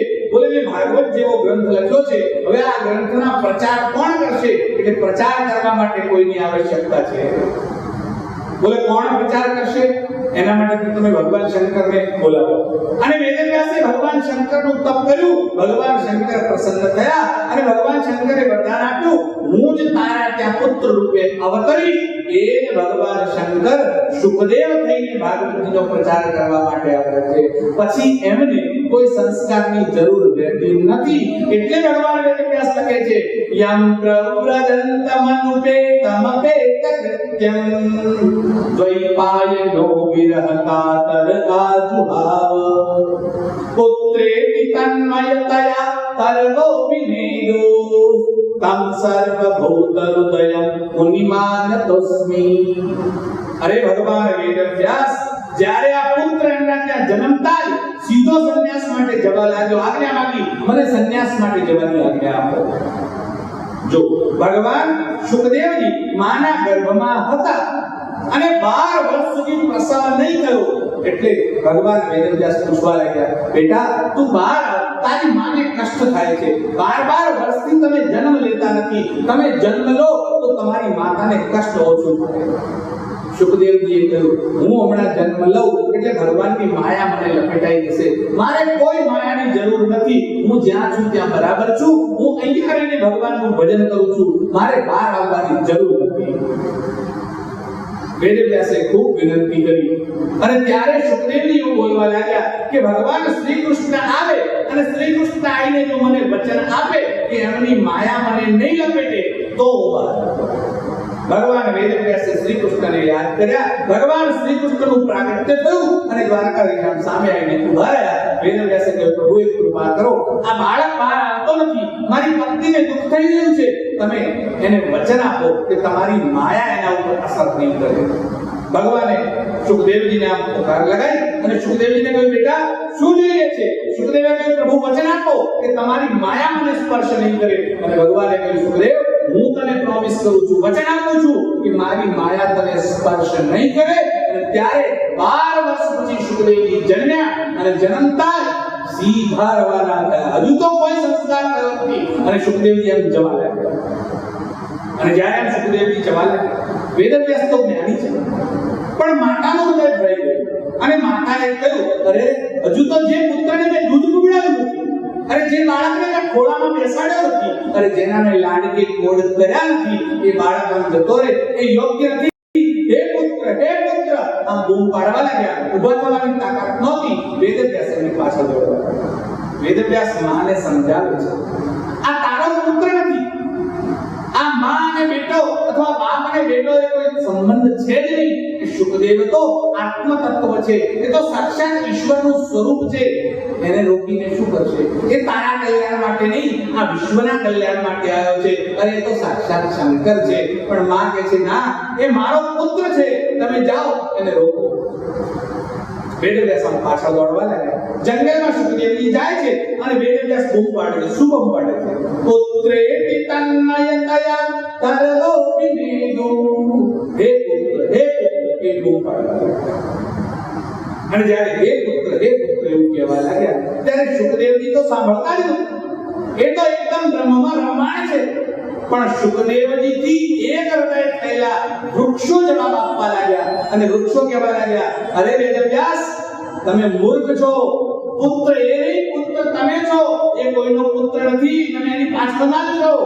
અને જ્યારે વૃક્ષોએ ઉત્તર આપ્યો ત્યારે વેદવ્યાસ પાછા ફર્યા. તારા વિનેદુ, વૃક્ષો પણ જવાબ આપવા લાગ્યા અને વેદવ્યાસ પાછા ફર્યા. જો કેવું અદ્ભુત વ્યક્તિત્વ છે શુકદેવજીનું. અને એવા શુકદેવજીને ભગવાન વેદવ્યાસ પ્રણામ કરે છે. બોલીએ શુકદેવજી મહારાજની નમઃ પાર્વતી પતય.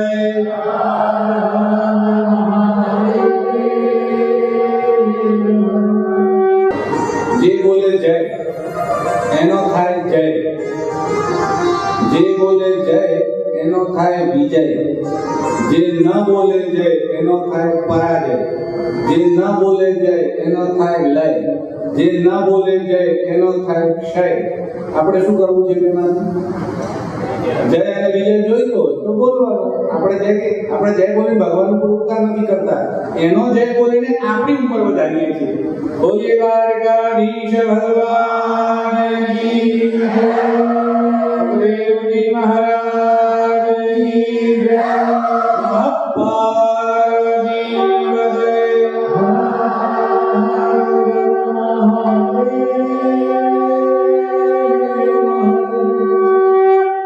नैमिषे सूतवासीनं अभिवद्य वहामतिं.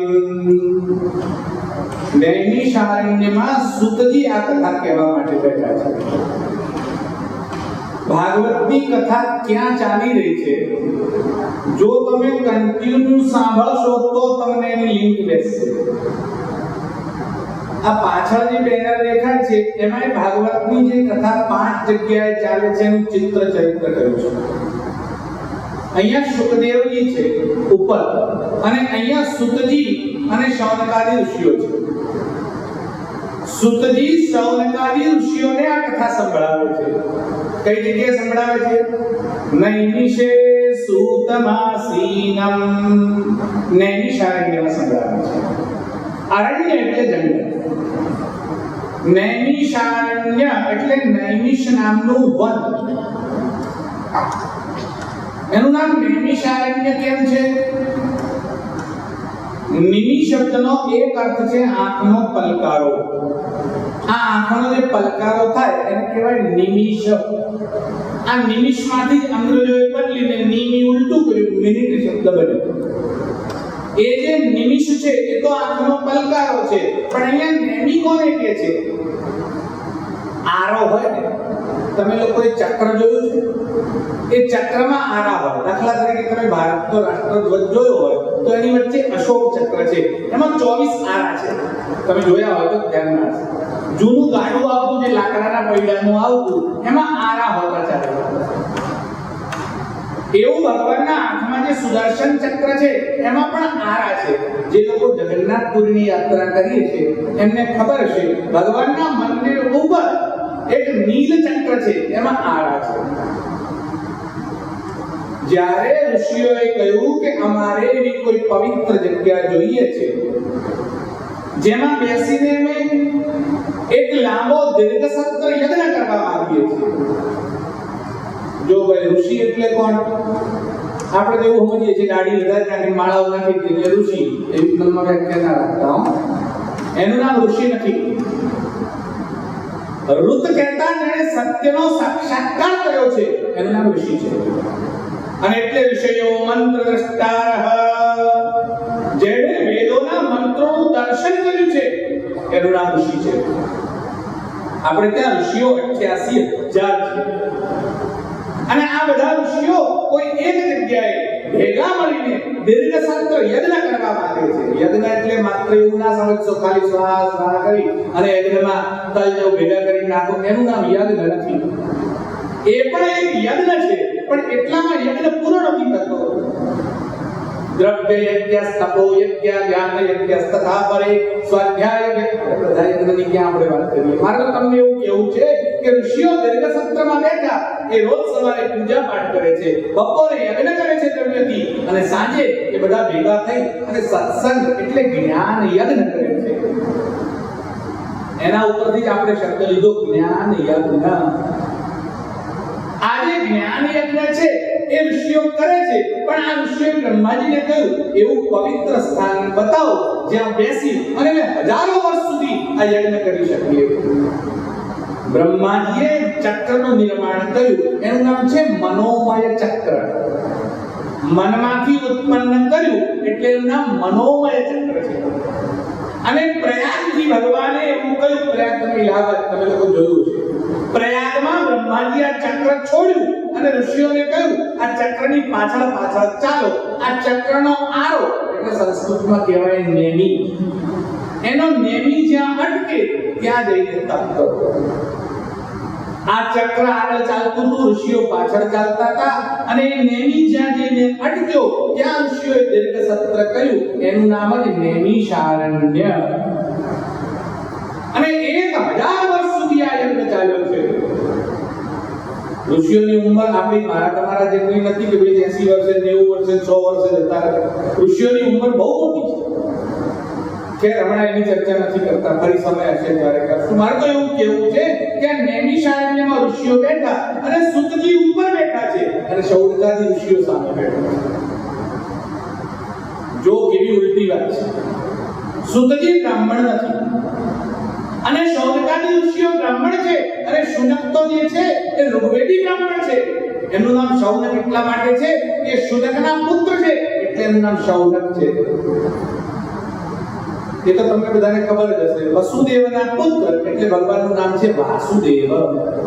કુંતાનો પુત્ર એટલે એનું નામ છે કૌંતેય. પાંડુનો પુત્ર એટલે એનું નામ છે પાંડવ. કુરુનો પુત્ર એટલે એનું નામ છે કૌરવ. એમ શુનકનો પુત્ર એટલે એનું નામ છે શૌનક. આ શૌનક વગેરે ઋષિઓ બેઠા છે.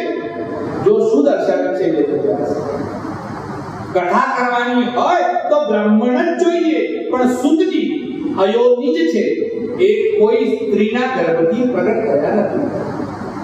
પણ સુતજી જાતિ છે અલગ છે, આ સુતજી અલગ છે. હમણાં બધું ભેગું ના કરતા, કાલે સમય રહેશે તો હું તમને સુતજીનો પરિચય આપીશ. આ સુતજી છે બે થયા, એક ઉગ્રશ્રવા નામના સુત થયા, અને એમના જે પુત્ર છે રોમહર્ષણ નામના સુત થયા. અને ઉગ્રશ્રવા જે સુત છે એમણે 11 પુરાણોની કથા સંભળાવી, અને 11 પુરાણની કથા સંભળાયા પછી બલરામજીનો પ્રવેશ થયો. અને બલરામજીનો પ્રવેશ થયો, જો કોઈ મોટો માણસ આવે, મોટો માણસ એટલે કયા અર્થમાં કહું છું?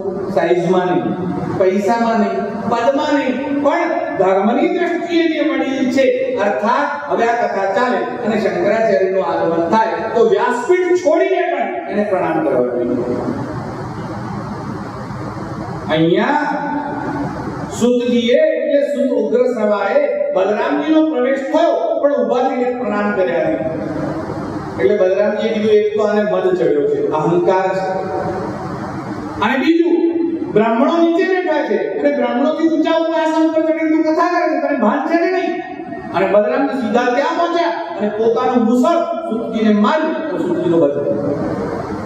ચાલુ કથાએ કથાકારને મારી નાખો, શું દશા? અને જ્યારે સુતજીનો વધ થયો, હાહાકાર થયો, ઋષિઓ બધા ઊભા થઈ ગયા, બધા લોકોએ બલરામજીને પ્રાર્થના કરી અને બલરામજીને કહ્યું, પ્રભુ આ તો અનર્થ છે, આ યોગ્ય નથી, આ થઈ ગયું છે યોગ્ય નથી, તમે દંડ આપ્યો ત્યાં સુધી યોગ્ય છે, પણ હવે આનો ઉપાય કરો. બલરામજીએ કીધું એમના પુત્રને બોલાવો, અને ઉગ્રશ્રવાનો પુત્ર જે છે એમને બોલાવવામાં આવ્યા રોમહર્ષણે, અને રોમહર્ષણને કહ્યું તારો અભિષેક કરું છું. એને ગાદી ઉપર બેસાડ્યો અને કહ્યું તારા પિતાનું તમામ જ્ઞાન એવું તારામાં આરોપિત કરું છું અને મારા હાથે તિલક કરું છું અને બાકીની કથા રોમ દર્શને કરું છું.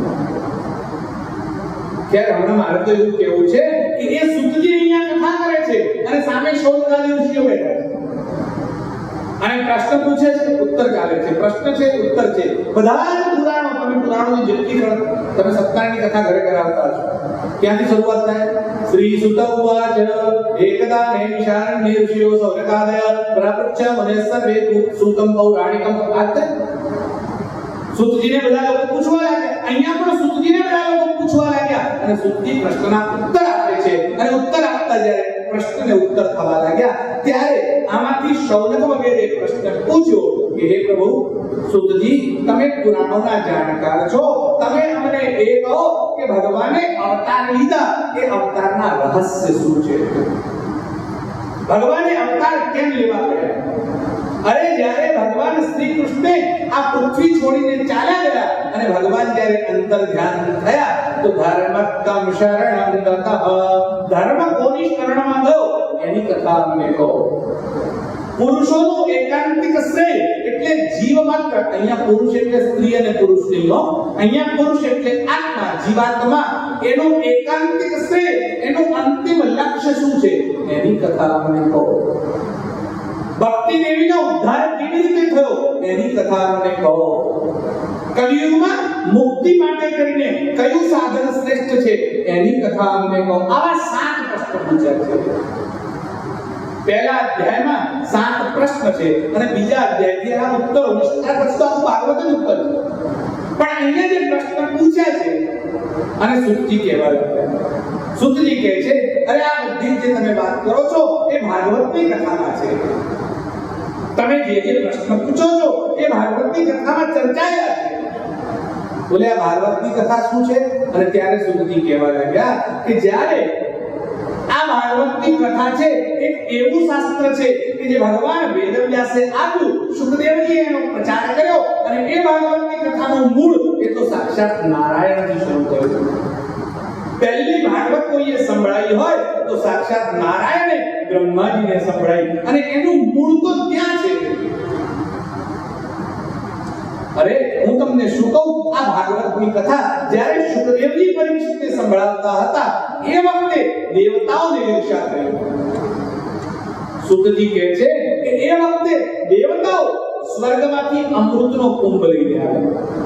હજુ તો અહીંયા શુકદેવજીનું આગમન થયું છે, શુકદેવજી બેઠા છે, સામે પરીક્ષિત બેઠા છે, ઋષિઓ બેઠા છે અને દેવતાઓ અમૃતનો ઘડો લઈને આવ્યા અને અમૃતનો ઘડો લઈને કહેવા લાગ્યા, હે શુકદેવજી મહારાજ, આ પરીક્ષિતને શાપ લાગ્યો છે, એનું 7મા દિવસે મૃત્યુ છે. આગળની કથા આવશે કાલે.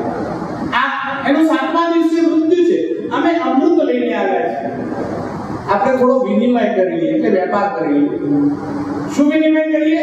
અમે તમને આ અમૃત આપીએ કે તમે પરીક્ષિતને પાઈ નાખો એટલે પરીક્ષિત અમર થઈ, અને તમે બદલામાં ભાગવતની કથા અમને આપી એ પરીક્ષિતને ના. જો કેવો મોટો સોદો છે, તમે અમૃત એને પાઈ દો અને બદલામાં અમને ભાગવત આપી દો. શુકદેવજી આમ મંદ મંદ હસવા લાગ્યા અને શુકદેવજીના મોઢા ઉપર હાસ્ય આવ્યું અને શુકદેવજીએ પરીક્ષિતની બાજુ નજર કરી અને પરીક્ષિતને કીધું, પરીક્ષિત છે ઈચ્છા, આ દેવતાઓ આવ્યા, લેવું હોય પીવું હોય તો પી લે, મને વાંધો. પરીક્ષિતે કીધું, પ્રભુ એનો વાંધો નથી, તમે મને બંને વચ્ચેનો ભેદ બતાવો કે આ બંને વચ્ચેમાં ફરક શું છે, તફાવત શું છે. શુકદેવજી કીધું, બરાબર, હું તને કહું છું. અને શુકદેવજી કહેવા લાગ્યા, કથા વસુધા લોકે કાચત્વ મણિર્મહાન.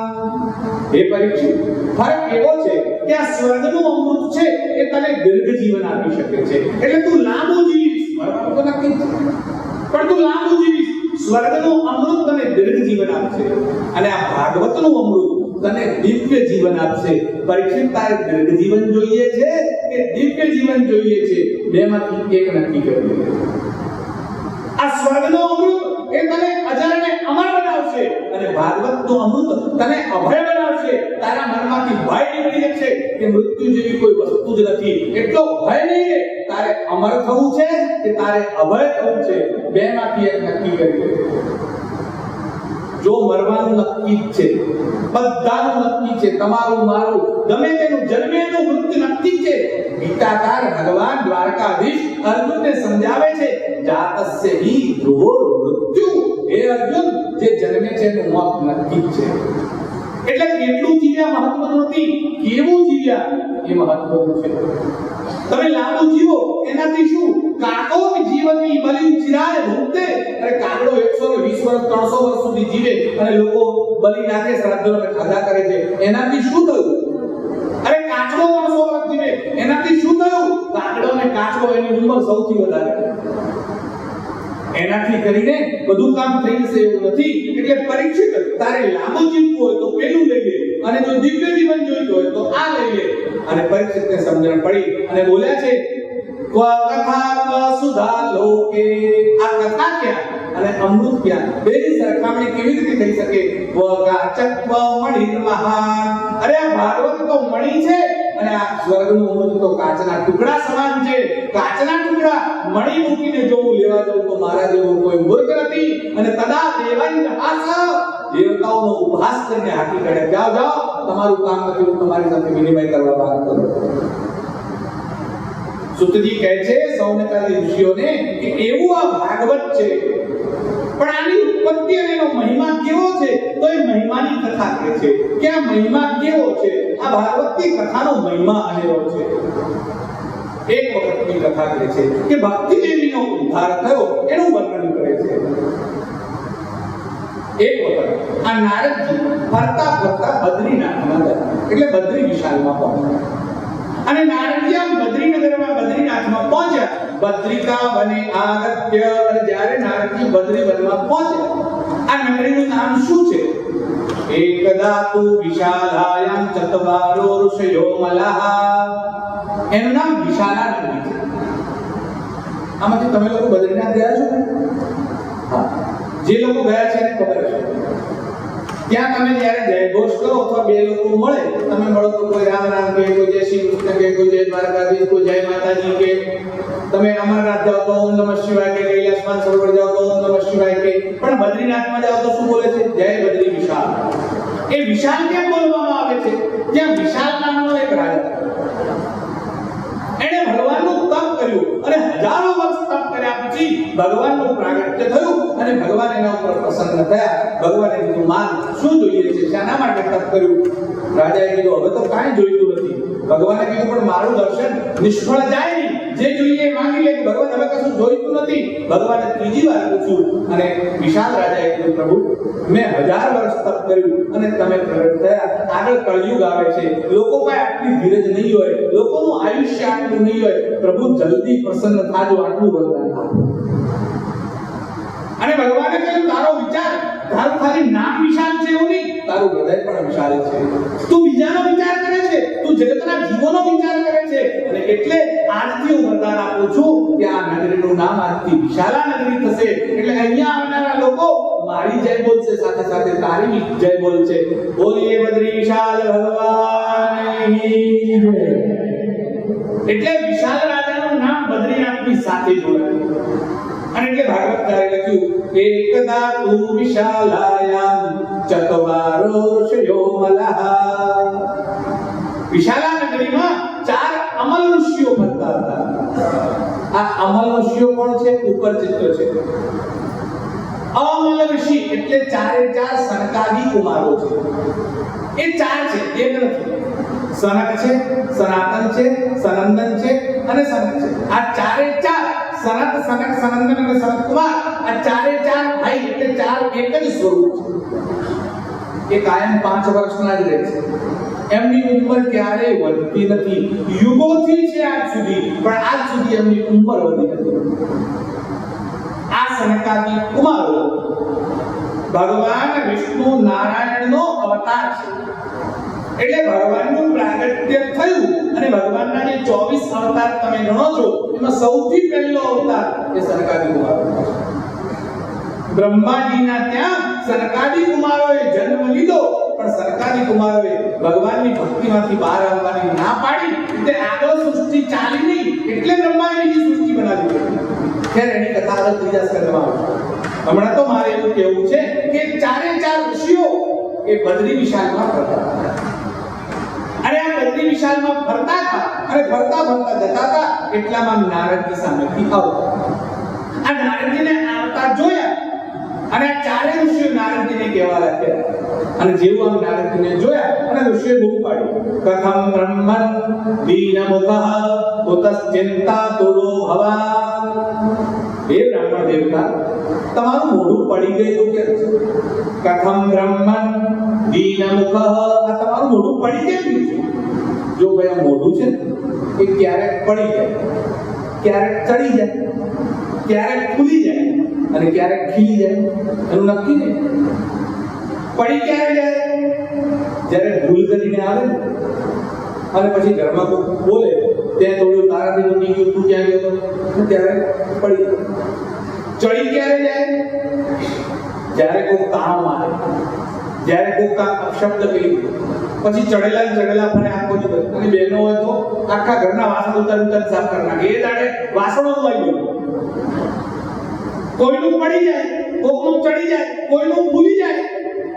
જો એના પિયરના વિરુદ્ધમાં કાંક બોલી ગયા તો ભૂલી જાય, અને જો પિયરિયાનો વખાણ કરો તો ખીલી જાય. એટલે કોઈનું ભૂલી જાય, કોઈનું ખીલી જાય, કોઈનું પડી જાય, કોઈનું ચડી જાય, એનું નક્કી છે. અહીંયા તો નારદજીનું મોઢું પડેલું જોઈ અને સનકાદી કુમારો કહેવા લાગ્યા, કથમ બ્રહ્મન દીનમુખઃ કુતશ્ચિંતાતુરો ભવાન. તમારે ચિંતા શેની? ન આગળ ઉલાડ છે, ન પાછળ ધરાડ છે, ન લગ્ન કર્યા ને છોકરા, તમારે ચિંતા શેની? નારદજી, તમે આવું મોઢું લઈને કેમ ફરો છો? કથમ બ્રહ્મન દીનમુખઃ કુતશ્ચિંતાતુરો ભવાન. અને ક્યાંથી આવો છો, ક્યાં જાઓ છો? જો આ ઋષિઓ માટે જે શબ્દ વાપર્યો છે વેદવ્યાસે, અમલ ઋષિઓ, ચતવારો ઋષિઓ અમલા. આપણા બનાસકાંઠા અને રાજસ્થાનની સરહદમાં અમલ એટલે અફીમ. અફીમ ખાય ને અમલ કહે છે, તમને કદાચ ખબર હશે. અહીંયા એ અર્થમાં નથી હો, એટલે તમે પાછું એ અમલ ના લઈ આવતા. અહીંયા અમલ કોને કહે છે? જો ત્રણ શબ્દો છે, એક છે વિમલ, એક છે નિર્મલ અને એક છે અમલ. નિર્મલ એટલે મળ જેનામાંથી નીકળી ગયો છે એને કહેવાય નિર્મલ. એટલે હતો ખરા પણ પછી નિર્મલ. વિમલ જેનામાં ક્યારે મલ હતો, ભૂતકાળમાં, ભવિષ્યકાળમાં, પણ અત્યારે નથી પ્રવેશ્યો, એ છે વિમલ. અને અમલ જેનામાં ક્યારે મલ પ્રવેશ કરતો નથી એને કહેવાય અમલ. આ ઋષિઓ અમલ છે, એમનામાં મલ પ્રવેશ કરતો નથી. ચતવારો ઋષિયો મલઃ. અને જ્યારે નારદજીની આમ સામે ઉભા રહ્યા અને નારદજીને પૂછવા લાગ્યા અને નારદજીએ પ્રણામ કર્યા અને નારદજીએ કીધું, પ્રભુ તમારી વાત સાચી છે, મારા મનમાં એક ચિંતા ચાલે છે. બોલે, શું ચિંતા ચાલે છે? તમે તો અનેક લોકમાં ફરો છો, આ પૃથ્વી ઉપર જ નહીં, બ્રહ્માંડના બધા લોકમાં તમને તો લાલ પાસ છે. કેટલાક લોકોને બધે જવાની છૂટ હોય, કોઈ પણ ઓફિસમાં ગમે ત્યારે પ્રવેશ કરે, તમને બધે છૂટ છે, કોઈ તમને રોકે નહીં. અને તો પછી થયું શું? અને નારદજી કહ્યું, સાચી વાત છે પ્રભુ, એવું થયું કે હું આ પૃથ્વી ઉપર આવ્યો અને પૃથ્વી લોકમાં હું ઇતસ્તતા બ્રહ્માંડ હું બધી જગ્યાએ ફરવા લાગ્યો. ક્યાં ક્યાં ગયો? હરિક્ષેત્રમ, કુરુક્ષેત્રમ, સેતુબંધમ, શ્રીરંગમ. હું હરિદ્વારમાં ગયો, હું કુરુક્ષેત્રમાં ગયો, હું સેતુબંધ રામેશ્વરમાં ગયો, હું શ્રીરંગમમાં ગયો, પ્રયાગમ પુષ્કરં ચૈવ, હું પ્રયાગમાં ગયો, હું પુષ્કરરાજમાં ગયો. આ બધી જગ્યાએ મેં આમ ફરતો હતો અને ફરતા ફરતા મેં જોયું. શું જોયું? કે કળિયુગનો પ્રવેશ થઈ ચૂક્યો છે. જો કલિયુગનો પ્રવેશ થઈ ચૂક્યો છે. નારદજીની વાત બહુ સુંદર છે. નારદજી કહે છે કલિયુગનો પ્રવેશ થઈ ચૂક્યો છે અને આ કલિયુગના 27 દોષ મેં જોયા. કલિયુગના 27 દોષ આજે નહીં, 5000 વર્ષ પહેલાનું વર્ણન છે. અને ત્યારે નારદજીએ જોયા. નારદજી શું વર્ણન કરે છે? મેં શું જોયું કે લોકોમાં કઈ કઈ પ્રકારની ફેરફાર થયો છે. સત્યં નાસ્તિ તપસ્સૌચમ દયા દાનમ ન વિદ્યતે ઉદરમ ભરિણો જીવા પરાકા કૂટ ભાષિણ મંદાહ સુમંદમતયો મંદભાગ્યા યુપદ્રતા પાખંડ નિરતા સંતો વિરક્તા સ પરિગ્રહ. આટલા દોષ કલિયુગમાં આવ્યા છે. મેં જોઈને આવ્યો છું. સત્યમ નાસ્તિ, લોકો સત્ય બોલતા નથી, જૂઠનું આચરણ કરે છે. બસમાં જતા હો, સાથે છોકરો ટિકિટ લેવાની આવે ત્યારે અડધી ટિકિટ આપો, પેલો કંડક્ટર કે બેન 12 વર્ષનો છે, 4 વર્ષનો છે, મને ખબર કે તને ખબર?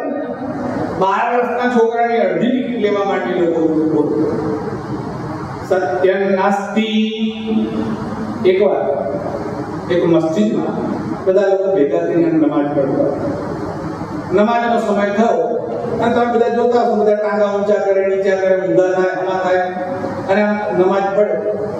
એમાં પેલા આમ ટાંગા ઊંચા નીચા કરીને નમાઝ પડતા હતા, લા ઇલાહા ઇલ્લલ્લાહ મુહમ્મદ રસૂલુલ્લાહ કરીને ચાલુ કર્યું. અને એ જ વખતે એક માણસ ત્યાં આવ્યો અને એ માણસ બધા સાંભળીને જોર જોરથી કહેવા લાગ્યો, યા અલ્લાહ, मुझे केवल 100 रुपए की जरूरत है, केवल 100 रुपए मुझे दे दे. तू 101 दे तो भी मुझे नहीं चाहिए और 99 दे तो भी मुझे नहीं चाहिए, मुझे 100 ही चाहिए, मुझे 100 रुपए की आवश्यकता. પેલા મૌલવીએ સાંભળ્યું, વિચારાને જરૂર છે, પણ હવે આવી રીતે બધાને આપવા જઈએ તો ક્યાં બહાર? અરે બીજી નમાજ રોજની 5 વખત નમાજ, બીજી નમાજમાં એને બોલવા લાગ્યો, યા અલ્લાહ 100 रुपए की आवश्यकता है, 99 नहीं चाहिए, 101 भी नहीं चाहिए, ત્રીજી વખત, ચોથી વખત. હવે પેલા મૌલવીને ગયા એટલે મૌલવીએ એક રૂમાલ લીધો, રૂમાલમાં 99 રૂપિયા ભર્યા, એને આમ ગાંઠ મારી અને ઉપરથી પેલો આમ જે માંગતો હતો આમ કરીને હાથ ઊંચા કરીને એની પોટલી ઉપરથી ફેંકી અને સીધી એના હાથમાં અને પેલા આમ કાઢીને જોયું, ઓ ભગવાને મારી અલ્લાહે આશા પૂરી કરી. કેટલા રૂપિયા છે ગણવા? 1 2 3 4 10 20 30 40 50 60 70 80 90 91 92 93 94 95 96 97 98 99 100 પૂરા. બીજી વાર ગણ્યા તોય 99, ત્રીજી વાર ગણ્યા તોય 99 થયા. 99 રૂપિયા રૂમાલમાં ગયા, બાંધ્યા અને પછી કહેવા લાગ્યો, હે ખુદા, तुम्हारे में भी कलयुग का प्रवेश हो गया, रुमाल का रुपया काट लिया और 99 दे दिए, जैसी तेरी मर्जी. कहीं चालતો હવે ખુદાને જો કળિયુગ પ્રવેશ કરીને લઈ જાય તો આનાથી વધારે જૂઠ કેવું હોય? સત્યમ નાસ્તિ, લોકો કળિયુગમાં સત્ય નહીં બોલે. તપસ્સૌચમ, લોકો તપ નહીં કરે અને તપ કરશે નહીં, પણ તપનો ઢોંગ કરશે. ફલાણા મહારાજ તો 400 વર્ષથી તપ કરે છે. કેવી રીતે રહેવાય? 400 વર્ષ હોય. ફલાણા મહારાજ તો 12 મહિનાથી ખાતા નથી. કેવી રીતે ચાલે? પૈસાને હાથ લગાડતા, ચેકને લગાડતા હશે, પૈસા નહીં લગાડતા, એના અંદર ચાલે છે નહીં. પણ એવો ઢોંગ કરશે કે પોતે તપ કરે છે. સત્યમ નાસ્તિ તપસ્સૌચમ, પવિત્રતા નહીં જાળવે. અને તમે જુઓ છો આજકાલ બધા હોટલોમાં ખાવાનું થયું, બધા બહાર ખાવાનું થયું. ઘરમાં રજસ્વલા સ્ત્રી હોય તો પણ સ્પર્શનો દોષ થાય, એને પાળતા નથી. લોકો અપવિત્રતાનું આચરણ કરે છે. સત્યમ નાસ્તિ તપસ્સૌચમ દયા દાનમ ન વિદ્યતે, દયા નહીં આવે લોકો દાન નથી કરતા અને દાન કરે તો પણ મારું નામ બોલાય એટલા માટે દાન કરે. હમણાં તમે એક જગ્યાએ ગયેલા પ્રકાશ, એક સ્કૂલમાં એક જણા પંખો ભેગા કર્યો. પંખાના 3 પાંખડા ઉપરના 3 ભાઈઓના નામ લખાય, વચ્ચે એના મા બાપનું નામ લખેલું. હવે આવા 5 નામ લખીને પંખો આપવો પડે તો કેવી દશા છે વિચારો. સત્યમ નાસ્તિ તપસ્સૌચમ દયા દાનમ ન વિદ્યતે ઉદરમ ભરિણો જીવા, પોતાના પેટનો વિચાર કરશે, બાકીનાનું જે થવું હોય થાય, મારું પેટ ભરાવવું જોઈએ, બાકી બધા નથી મળે. ઉદરમ ભરિણો જીવા વરાકા કૂટ ભાષિણ, ખાખા કરશે, ખાવાનું ભાન જ નહીં. અડધી રાતે ઉઠીને ખાશે, સવારે ઉઠીને ખાશે. એમાં તમે સુરતમાં જાઓ તો પત્યું 24 કલાક ચાલુ. વરાકા કૂટ ભાષિણ, અને કૂટ ભાષિણ ખોટું બોલશે. એક જગ્યાએ તો કોઈ બિલ્ડિંગનું કામ ચાલતું, 27 સમાજનું ભવન બનતું છે અને ભવન બનતું હતું કે બધા મજૂરો લગાડે અને મજૂરા ઈંટો લઈને બધા આવતા. આ બધા મજૂરો 8 ઈંટો ઉપાડીને આવતા હતા. એક મજૂર એવો તો 4 ઈંટો લીધો. એટલે પેલા કોન્ટ્રાક્ટરની નજર પડી. એટલે કોન્ટ્રાક્ટરને એ બોલે તો બોલે શું છે તારા કામ છો? આ બધા 8 ઈંટો લઈ જાય તો 4 ઈંટો લઈ જાય. જો જો શેઠ તમારે બાકી જે કહું એ કહો, લાખો મારો ગાળ બોલો, મને કામચોર નાખે. તો ઉપરથી કામચોરી, ઉપરથી સીનાચોરી, કારણ શું? એટલે પેલા કીધું જોશે મેં કામ ચોરી નથી કરી. કામ ચોર તો આ બધા છે. પણ આ બધા કેવી રીતે કામ ચોર કે 2 ધક્કા ના ખાવા પડે એટલે 8 કિલો લઈ જાય. આપણે 4 ધક્કા કહીશું પણ 4 એટલે હવે આને શું કહેવાય? વરાકા કૂટ ભાષિણ મંદાહા સુમંદ મતયો મંદ ભાગ્યાયુપદ્રતા. લોકોની મતિ મંદ થઈ જશે, બુદ્ધિ ઓછી કામ કરશે. એક ભાઈ ને એમના પત્ની નવા લગ્ન થયા, બજારમાં નીકળ્યા કે શાક લેતા જઈએ કે હા, તો લારી વાળા જોડે ઉભા કે પેલા બેને કીધું ટમાટર છે તો કે હા, તો કે આપો. ટમાટર પેલા આપ્યા, 4 કિલો ટમાટર લીધા. હવે તરબૂચ છે તો કે હા, તો કે આપો. સુરણ છે તો કે હા આપો. શક્કરટેટી તો કે આપો. શેમાં નાખું? કે થેલીમાં નાખી દે. એટલે શાકવાળા પેલા ભાઈને કીધું કે સાહેબ તો કે હા, કે તમારા મિસિસ ગ્રેજ્યુએટ છે. એટલે વિચાર જો શાકવાળો છે જ્યોતિષી છે, આને ખબર કેવી રીતે પડી? કે તને કેવી રીતે ખબર કે ટમાટર ઉપર તરબૂચ મૂક્યું કે ખબર પડી કે આ ગ્રેજ્યુએટ હોય તો જ આવું થાય, બાકી થાય નહીં.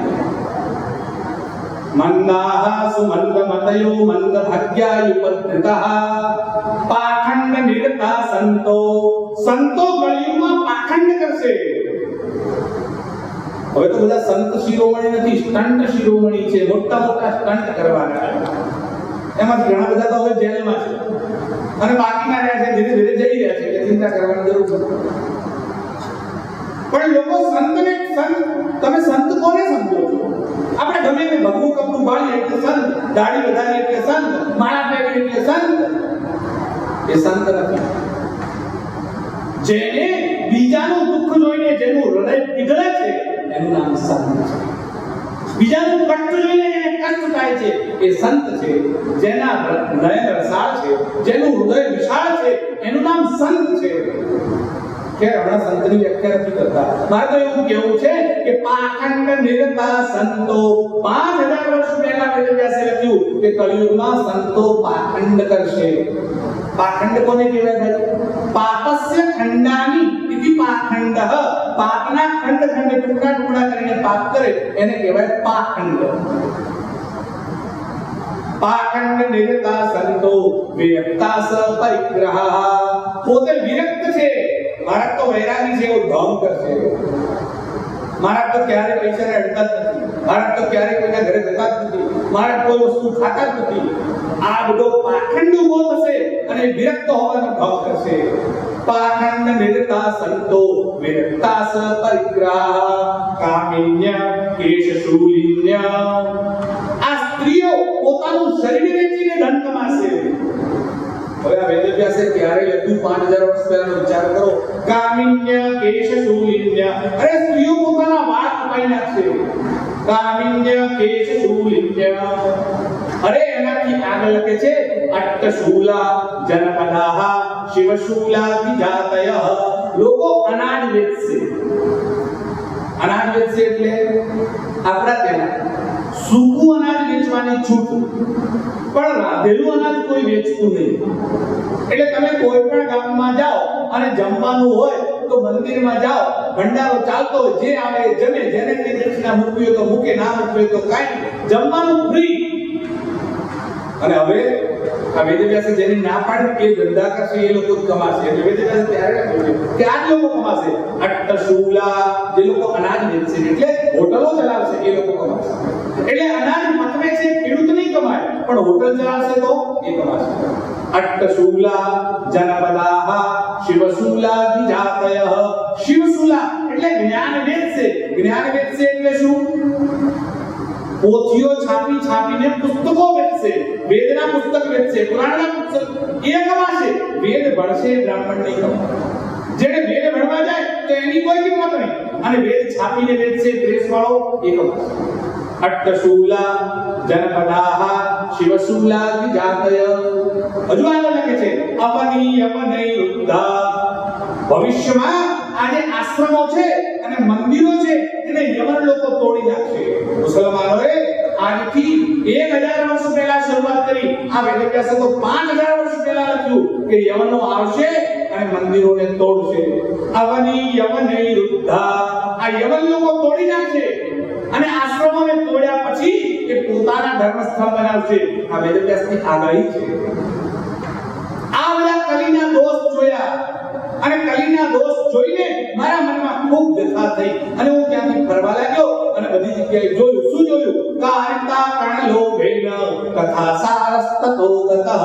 કથાકારો પૈસા માટે કેમ કથા કરવા લાગ્યા? આટલા પૈસા આપો તો કથા કરીશ, મને 5 લાખ નહીં મળે તો હું કથામાં નહીં આવું, મારો મંડપ આપશે તો જ કથા આવીશ, મારા સંગીતવાળા, મારું માઇક જોઈએ, મારો ભંડારો હું નક્કી કરું એ ગાવ, આ બધું જ નક્કી કરે. અરે બધામાં કમિશન કમાય. આ ધંધા ચાલુ થયા વેલવ્યાસે ત્યારે લખી નાખ્યા છે કે કારિતા કણલોભેન કથા સારસ્તતો ગતઃ, એટલે કથાનો સાર કાઢ્યો કરો. અરે આ વેપારી લોકો એ તીર્થસ્થાનોમાં ગયા અને તીર્થસ્થાનોમાં જઈ અને લોકોને લૂંટવા લાગ્યા, પોતે વેપાર કરવાના બહાને લોકોને ઠગાઈ અને ગુજારાપણું કરવા લાગ્યા. તીર્થસારસ્તતો ગતઃ, એટલે તીર્થનો સાર કમાતી નીકળી ગયો. ન કથામાં સાર રહ્યો, ન તીર્થમાં સાર રહ્યો. અને આ બધું જોયા પછી મારું મન વ્યથિત હતું અને એટલામાં હું ફરતો બધી જગ્યાએ જતો એક જગ્યાએ જતો હતો અને વૃંદાવન પહોંચ્યો. અને હું વૃંદાવનમાંથી જતો હતો અને એ વખતે મેં જોયું એક સ્ત્રી ત્યાં બેઠી રોતી. આ સ્ત્રી રોતી હતી, એની બાજુમાં 2 યુવાન હતા, પણ ગરડા થયેલા માણસો હતા. એમના વાળ ધોળા થઈ ગયેલા હતા અને બેભાન અવસ્થામાં પડેલા. આજુબાજુ બીજી ઘણી બધી સ્ત્રીઓનું ટોળું હતું અને હું જોઈને આશ્ચર્યચકિત થયો કે આ શું છે, હજુ મને સમજાય એની પહેલા પેલી સ્ત્રી આમ ઊભી અને મને મારી બાજુ જોઈ અને બૂમ પાડીને બોલવા લાગી, ભો ભો સાધુ ક્ષણં તિષ્ઠ મચ્ચિંતામપી નાશય. હે સાધુ ક્ષણવાર માટે ઉભા. જો આ બોલવાનો ઢંગ છે. કોઈ પણ સાધુ હોય, મહાત્મા હોય, વિદ્વાન હોય, વડીલ હોય, બ્રાહ્મણ હોય, પૂજનીય હોય, એને કેવી રીતે બોલાવવું? એ પ્રભુ તમારી એક ક્ષણ આપો, મને તમારી 2 મિનિટ જોઈએ છે, મને તમારી 5 મિનિટ જોઈએ છે, હું તમારી સાથે વાત કરી શકું, અત્યારે તમને મળવાનો સમય છે, હું તમને મળવા માટે આવી શકું. આ ભાષા હોય. આપણે શું કહીએ, મારા ઘરે બેઠા પાડાને પડ્યા જશો તો હજે મારા ઘરે આવજો. મહારાજને કામ હોય કે ના, પણ આવું કહેવાની જરૂર ખરી? પાડાને પડ્યા તો તમારા ઘરે પધરાવણી કરજો, એવી પધરાવણી કરવા માટે બોલાવાય નહીં. આ ભક્તિ દેવીજી નારદજીને બોલાવે છે, ઓ સાધુ ક્ષણં તિષ્ઠ. તમારે ખૂબ કામ હશે, પણ એક ક્ષણ માટે ઉભા રહો. ક્ષણં તિષ્ઠ, ચિરં તિષ્ઠ નહીં, કલાક નહીં, દિવસ નહીં, ક્ષણં તિષ્ઠ, એક ક્ષણ માટે ઉભા રહો. મચ્ચિંતામપી નાશય, મારી ચિંતાનો પણ નાશ કરો. પણ નાશ કરો એનો મતલબ તમે ઘણાની ચિંતાનો નાશ કર્યો છે, હવે મારી ચિંતાનો પણ નાશ કરો. નારદજીની બાજુ અને આમ સ્વામીજીને ઉભા આખું દ્રશ્ય જોયું અને નારદજી પૂછવા લાગે, તમે કોણ છો? હું તમને ઓળખતો નથી, તમે કોણ છો? આ 2 સુતારે કોણ છે? આ બધી સ્ત્રીઓ કોણ છે? અને પેલી સ્ત્રી બોલવા લાગી, ભક્તિના માર્ગે ખ્યાતા ઇમૌ મે તનયૌમતૌ. મારું નામ ભક્તિ છે. આ જે સુતા છે એ મારા પુત્રો છે. અરે હું તો યુવાન છું અને મારા દીકરાઓ ઘરડા થઈ ગયા છે. જો આ ઉલટું છે, માં યુવાન છે અને સંતાનો ઘરડા થયા છે. આ કલિયુગની વાત છે કે કલિયુગમાં ભક્તિ યુવાન છે અને જ્ઞાન અને વૈરાગ્ય ઘરડા થઈ ગયા છે. જ્ઞાન અને વૈરાગ્યનો કોઈ ભાવ ઉઠતો નથી. અને એટલે ભક્તિ કહેવા લાગી, ભક્તિના માર્ગે ખ્યાતા ઇમૌ મે તનયૌમતૌ. જ્ઞાન વૈરાગ્યના માનવ. એકનું નામ જ્ઞાન છે, એકનું નામ વૈરાગ્ય છે. પણ મેં માતાજી તમને ઓળખ્યા નહીં અને ત્યારે એમણે પરિચય આપ્યો, હું કોણ છું? ઉત્પન્ના દ્રવિડે સાહમ વૃત્તિમ કર્ણાટકે ગતા ક્વચિન મહારાષ્ટ્રે ગુર્જરે જનનતામ ગતઃ. એના અર્થે મારો જન્મ દ્રવિડ દેશમાં થયો. આ ભક્તિની ઉત્પત્તિ દ્રવિડ દેશમાં થઈ. તમે કર્ણાટક વગેરેમાં ગયા છો, કેરળ વગેરેમાં ગયા છો, આંધ્રમાં ગયા છો. શંકરાચાર્ય ક્યાં થયા? કેરળ. મધ્વાચાર્ય ત્યાં, રામાનુજાચાર્ય ત્યાં, નિંબાર્કાચાર્ય ત્યાં. આ બધા આચાર્યો ત્યાં થયા. એટલે ભક્તિનો ઉદ્ભવ ક્યાં છે? દક્ષિણનો છે. ઉત્પન્ના દ્રવિડે સાહમ વૃત્તિમ કર્ણાટકે ગતા. હું ધીરે ધીરે મોટી થઈ કર્ણાટકમાં આવી. જો આ બધા પ્રદેશના નામ એ વખતે ભાગવતમાં લખ્યા. આ આજના નથી, એટલે કર્ણાટક આજનું નથી, દ્રવિડ આજનું નથી. એટલે ઘણા લોકો જે આપણને એવું સમજાવે છે કે આ દેશ છે એમાં દ્રવિડો રહેતા હતા, આર્યો બહારથી આયા, દ્રવિડોને ખદેડી મૂક્યા, આ બધા જ ખાણા છે. સમય હશે તો પછી ક્યારેક ઇતિહાસ ઉપર નજર કરીશું. હમણાં તો મારે એવું કહેવું છે કે ભક્તિ દેવી દ્રવિડ દેશમાં ઉત્પન્ન થયા, કર્ણાટકમાં મોટા થયા, ક્વચિન મહારાષ્ટ્રે, થોડી ઘણી મહારાષ્ટ્રમાં પ્રસરી. તમે જો કેટલા બધા ભક્તો મહારાષ્ટ્રમાં થયા. નામદેવ ક્યાં થયા? મહારાષ્ટ્રમાં. નામદેવ થયા. જનાબાઈ ક્યાં થયા? મહારાષ્ટ્રમાં. શકુબાઈ ક્યાં થયા? મહારાષ્ટ્રમાં. વિઠ્ઠલનાથજીના ભક્તોની તો એટલી લાંબી લાઈન છે કે તમને કલ્પના ના આવે. પંઢરપુરમાં એટલા બધા ભક્ત જે થયા છે કે વિઠ્ઠલનાથના ભક્તોની લાઈન લાગી છે. અને આ બધા ભક્તો એકરામ ક્યાં થયા? ક્યાં? તુકારામ ક્યાં થયા? ક્યાં? આ બધા મહારાષ્ટ્રમાં થયા. પણ આ બધાની ફરતી ફરતી હું ગુજરાતમાં આવી અને ગુજરાતમાં મારી દશા બહુ ખરાબ થઈ ગઈ. ગુર્જરે જીર્ણતાંગતા. ગુજરાતમાં મારા આંખી તૂટી ગયા. આ તો 5000 વર્ષ પહેલાની વાત છે. હવે તો ગુજરાતમાં જ ભક્તિ વધારે છે. આ તો એ વખતની વાત છે, જે તે વખતનું ચિત્રણ કર્યું છે, આજની વાત નથી. ગુર્જરે જીર્ણતાંગતા.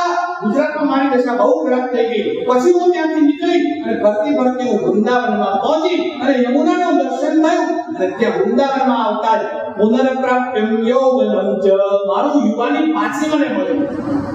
પણ અહીંયા આવીને મેં જોયું કે મારા પુત્રો ગરબા થઈ ગયા અને આ બંને આમ બેભાન થઈને પડ્યા છે. હું ક્યારની જગાડું છું પણ એ જાગતા નથી. એમના ઉપર કંઈક સવાર થઈ ગયો એવું લાગે છે. નારદજી પૂછ્યું, આ બધી સ્ત્રીઓ કોણ છે? એમણે કીધું, આ ગંગાજી છે, આ યમુનાજી છે, આ નર્મદાજી છે, આ સિંધુ છે, આ કાવેરી છે, આ કૃષ્ણા છે. આ બધી નદીઓ ભેગી થઈ અને મને પંખો નાખે છે અને મારા પુત્રોને જગાડવાની કોશિશ કરે છે, પણ એ કોઈનાથી જાગતા નથી. નારદજી, તમે કામ કરો. નારદજી કહે, અરે ભક્તિજી, તમારો પરિચય તો મેં સાક્ષાત આજે જોયા છે, પણ હું તો તમારા માટે જ્ઞાન લઈને નીકળ્યો છું કે કલિયુગમાં ગૃહે ગૃહે જને જને હું ઘર ઘર સુધી ભક્તિને પહોંચાડીશ. કદાચ તમને બધાને ખબર છે, નારદજીએ ભક્તિ સૂત્ર નામનો ગ્રંથ લખ્યો છે. નારદનું ભક્તિ સૂત્ર અને નારદનું પંચરાત્ર આ બે મુખ્ય ગ્રંથો છે. ત્યારે જો સમય મળે તો એના ઉપર પ્રવચન કરશું. આ તો અત્યારે કહી રાખું કે નારદજીનું ભક્તિ સૂત્ર અતિ ઉત્તમ છે. એટલે નારદજીનો સંકલ્પ છે કે હું ઘરે ઘર સુધી ભક્તિ પહોંચાડીશ. કલૌ તું કેવલા ભક્તિ બ્રહ્મ સાયુજ્યકારિણી. કળિયુગમાં કેવળ ભક્તિ જ છે જે પરમાત્માનું દર્શન કરાવી શકે. ન તપોભી ન વેદશ્ચ, તપથી નહીં, વેદથી નહીં, યોગથી નહીં, કળિયુગમાં ભક્તિથી પરમાત્માનું દર્શન સંભવ છે. સતયુગમાં લોકો તપ કરતા, દ્વાપર યુગમાં લોકો યજ્ઞ યાગાદિ કરતા હતા, ત્રેતા યુગમાં લોકો ભગવાનનું ધ્યાન અને સમાધિ કરતા હતા. પણ કલિયુગમાં તો કેવળ ભક્તિ જ છે. ભક્તિથી જ પરમાત્મા પ્રાપ્ત થાય છે. કલૌ તું કેવલા ભક્તિ બ્રહ્મ સાયુજ્યકારિણી. કલિયુગમાં ભક્તિ જ સર્વશ્રેષ્ઠ છે. અને એટલે નારદજી કહે છે, હે ભક્તિ દેવી, તમે ચિંતા ના કરો, હું બેઠો છું. હું બેઠો છું એટલે હું ગમે તે કરીશ. આ જ્ઞાન અને વૈરાગ્યને ઊભા કરીશ અને ઘર ઘરમાં તમારી પ્રતિષ્ઠા કરીશ. કોઈ જગ્યા ખાલી નહીં હોય. અખંડ મંડળમાં, આખા ભુવનમાં બધી જગ્યાએ હું ભક્તિનું નામ રોશન કરીશ. હું ઘર ઘર સુધી ભક્તિને પહોંચાડીશ. હે ભક્તિ દેવી, હું તમારો પ્રચાર કરીશ. મારો સંકલ્પ છે. અને નારદજી આમ સંકલ્પ કર્યો અને નારદજી બોલવા લાગ્યા. ભક્તિ દેવીને આશ્વાસન આપ્યું અને ભક્તિ દેવીને એવું કહ્યું, અરે ભક્તિ દેવી, જરાય ચિંતા ના કરશો. અરે પાંડવાનાંચ પરિત્રાતા યેન કૌરવ કસ્મલા. આ શ્રી કૃષ્ણ જેણે પાંડવોની રક્ષા કરી. પાંડવાનાંચ પરિત્રાતા યેન કૌરવ કસ્મલા. અરે જેણે કૌરવોનો પચ્ચર ઘાણ વાળી નાખ્યો. જો શ્રી કૃષ્ણ ના હોત તો કૌરવોની સામે જીતવું નહોતું. યેન કૌરવ કસ્મલા પાલિકા ગોપ સુંદર્યૈ સ કૃષ્ણ ક્વાપી નો ગતઃ. જેણે આ ગોપ સુંદરીઓની રક્ષા કરી એ કૃષ્ણ ક્યાંય નથી ગયા. દ્રૌપદી ચ પરિત્રાતા યેન કૌરવ કસ્મલા. જેણે દ્રૌપદીની રક્ષા કરી સ કૃષ્ણ ક્વાપી નો ગતઃ. ભલે તમને એમ લાગતું હોય કે શ્રી કૃષ્ણ આ સંસારને છોડીને જતા રહ્યા છે, ભક્તિ દેવી, હું તમને કહું છું કે શ્રી કૃષ્ણ ક્યાંય ગયા નથી. જેણે દ્રૌપદીની રક્ષા કરી. તમે કલ્પના તો કરો, આ દ્રૌપદી તો શું દ્રૌપદીની વાત કરો? આ ભગવાન કેવા છે?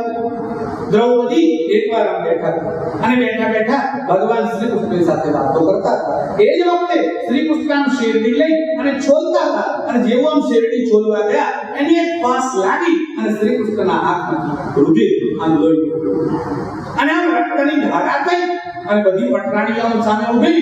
પટરાણીઓ દોડી, પાટો લઈ આવો, પાટો લઈ આવો, કપડું લઈ આવો, કોઈ લાવો, કોઈ લાવો, અને બધા આમ દોડવા લાગ્યા અને કંઈક લેવા માટે જાય. પણ દ્રૌપદીએ શું કર્યું? પોતાની જે સાડી હતી એ સાડી લીધી અને આમ ફાડી અને એનો ચીરો કરી અને શ્રી કૃષ્ણના હાથ ઉપર નાખ્યો. અને આ જ્યારે શ્રી કૃષ્ણને પાટો બાંધ્યો એમાં 999 તાર હતા. અને ઘટના કેવી ઘટી કે જ્યારે દ્રૌપદી રજસ્વલા સ્થિતિમાં હતા અને કૌરવો સભામાં ખેંચીને લાયા અને દ્રૌપદીના ચીર ખેંચવા લાગ્યા અને દુશાસન ચીર ખેંચવા લાગ્યો. શું દશા થઈ કે ખીંચ ખીંચ કર જબ દુશાસન વિહારા तब समझी में भगवन तेरा इशारा कहाँ छुप गए हो प्यारे कन्हैया यहाँ लाज मेरी लुटी जा रही है दुशासन के हाथों तेरी द्रौपदी की सभा में ये साड़ी खींची जा रही है कहाँ छुप गए हो प्यारे कन्हैया. અને દ્રૌપદી આમ પુકાર લગાઈ, હે પ્રભુ ક્યાં જતા રહ્યા? આજે તમે નહીં આવો તો ક્યારે આવશો? જુએ મેં પતિ મેરે હારે બાજી. અરે અમારા પતિ 5 હોવા છતાં અને આખી દુનિયા ઉપર રાજ્ય કરે એવા હોવા છતાં આજે જુગારમાં હારી ગયા છે. જુએ મેં પતિ મેરે હારે બાજી. અને આ સ્થિતિમાં लाज आज मेरी लूटी जा रही है शासन के हाथों અને આજે મારી લાજ લૂંટાઈ જવા આવી છે અને ત્યારે તું નહીં હું કોની પાસે અપેક્ષા રાખીશ. પણ ઘટના એવી ઘટી કે શ્રી કૃષ્ણ આવ્યા. શ્રી કૃષ્ણને આવતા થોડી વાર ભગવાન થોડા લેટ પહોંચ્યા, મોડું થયું. ભગવાનને મોડું કેમ થયું? પાછળથી દ્રૌપદીએ પૂછ્યું કે ભગવાન મેં આટલી બૂમો પાડી અને તમે આટલી બધી આપવામાં વાર કરી, તમારા માટે કેવો સંદેશ જાય? કાલ લોકો તમારા ઉપર વિશ્વાસ નહીં કરે. શ્રી કૃષ્ણ કીધું ના ના એવું નથી. બોલે કેમ? હું તો તારી આજ્ઞાનું પાલન કરવા માટે કરીને રોકાયો. મારી આજ્ઞાનું પાલન મેં ક્યારે કોઈ આજ્ઞા કરી? તમને હું આજ્ઞા કરું? મારી ઓકાત શું તમને આજ્ઞા કરી? શ્રી કૃષ્ણે કીધું ત્યાં તો એવું કીધું કે ગરુડે ચડીને લેલા આ તો ગરુડ બાર ફરવા ગયો તો હવે ગરુડ ના આવે ત્યાં સુધી હું આવું કેવી રીતે? ત્યાં કીધું કે થાંભલો પડીને આવો તો હું આવ્યો કે નહીં પ્રહલાદ માટે કરીને? તો ત્યાં કીધું કે તરત આવો તો તરત આવો. ત્યાં કીધું ગરુડે ચડીને લેલા હવે ગરુડ ના આવે ત્યાં સુધી આવવું કેવી રીતે? અને એટલે મને વાર થઈ. જો જ્યારે ભગવાન આવ્યા તો ભગવાનનું દર્શન નહીં થયું. શું થયું? આની જે સાડી હતી ને એ સાડી આમ બદવા અને સાડી બદવા લાગે એટલે કેવું થયું? खींच खींच कर जब दुशासन विहारा. दुशासनના હાથ થાકી ગયા. એટલી આનંદથી સાડી નીકળી જાય અને નીકળી તો એટલે આનંદ તાકાનો તાકો અંદર સાડીઓની મિલત ભરી હોય ને એવું લાગવા લાગ્યું કે નારી કી સારી હે કે સારી કી નારી હે કે નારી નહીં સારી હે કે સારી નહીં નારી હે. આ નારીમાં સાડી છે કે સાડીમાં નારી છે કે નારી? આ સાડીઓની મિલત છે શું ખબર નથી પડતી. અને જ્યારે खींच कर जब दुशासन विहारा तब समझी में भगवन तेरा इशारा साड़ी के हर तार में तुम छिपे हो.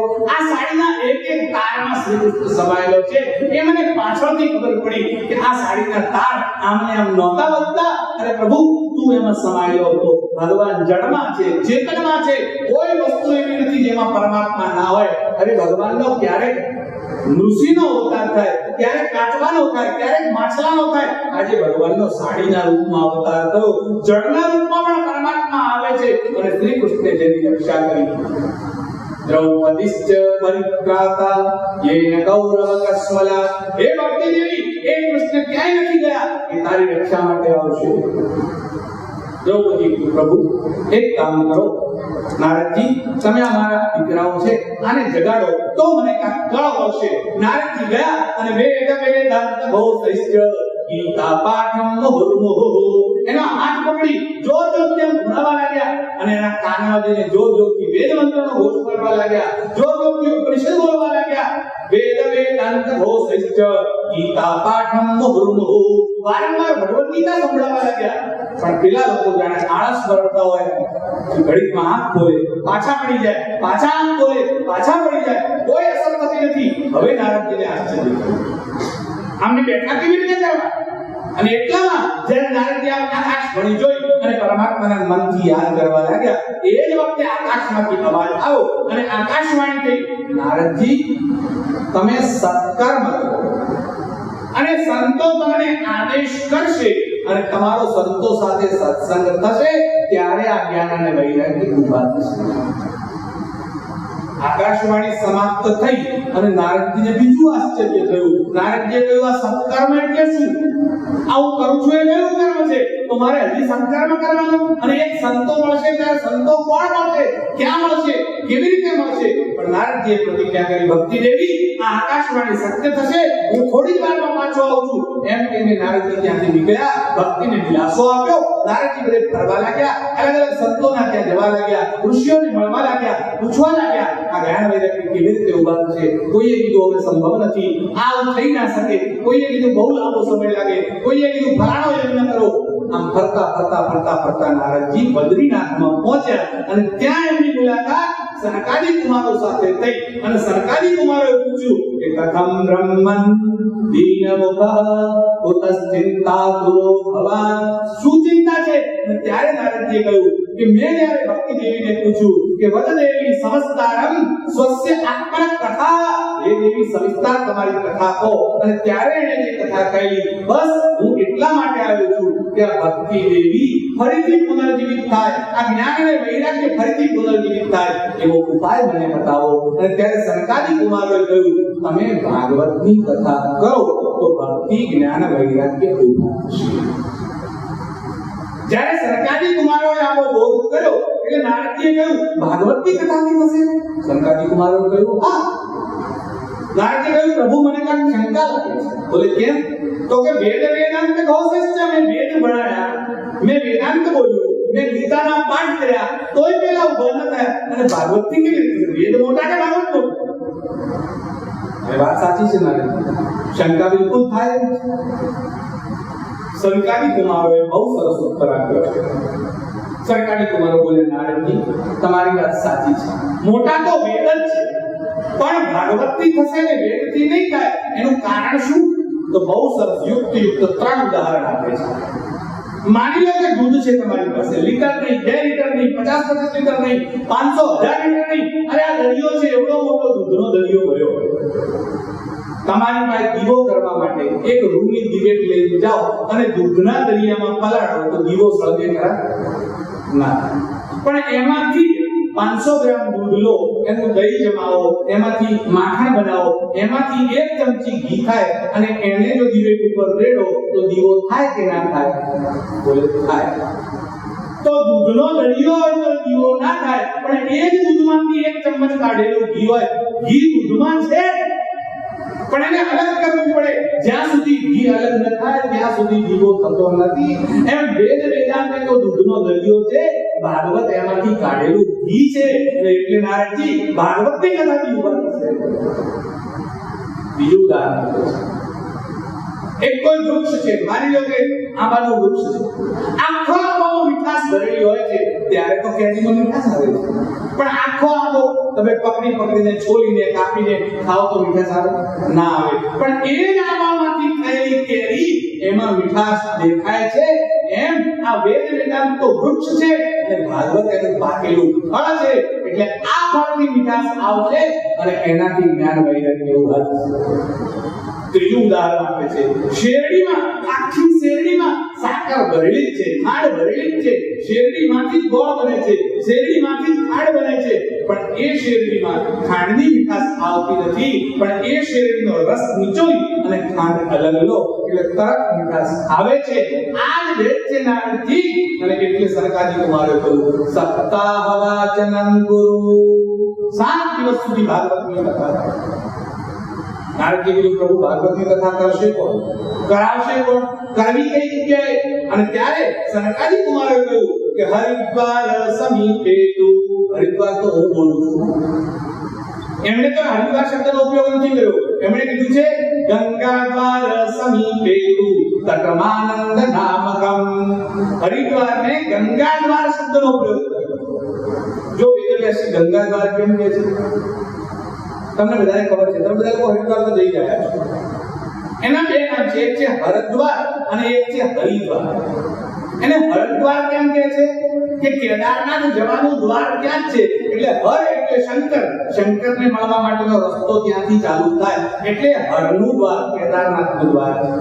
અને હરિનું દ્વાર કેમ છે કે બદ્રીનાથ જવાનો એટલે હરિ વિષ્ણુને ત્યાં જવાનો પણ રસ્તો ત્યાંથી ચાલુ થાય એટલે એનું નામ હરિદ્વાર છે. પણ વિષ્ણુના ભક્તો હરિદ્વાર કહે છે અને શિવના ભક્તો હરદ્વાર કહે છે. તો આ હરદ્વાર કેવું કે હરિદ્વાર? હવે વેદવ્યાસ જો હરિદ્વાર લખે તો શંકરના ભક્તો નારાજ થાય, જો હરદ્વાર લખે તો વિષ્ણુના ભક્તો નારાજ થાય. ઝંઝટ ટાળી નાખવી એટલે વેદવ્યાસે કીધું ગંગા દ્વાર સમીપે તુ તટમાનંદ નામકમ. ગંગાજીનો દ્વાર છે એટલે ગંગોત્રી જવાનો રસ્તો પણ ત્યાંથી જ છે.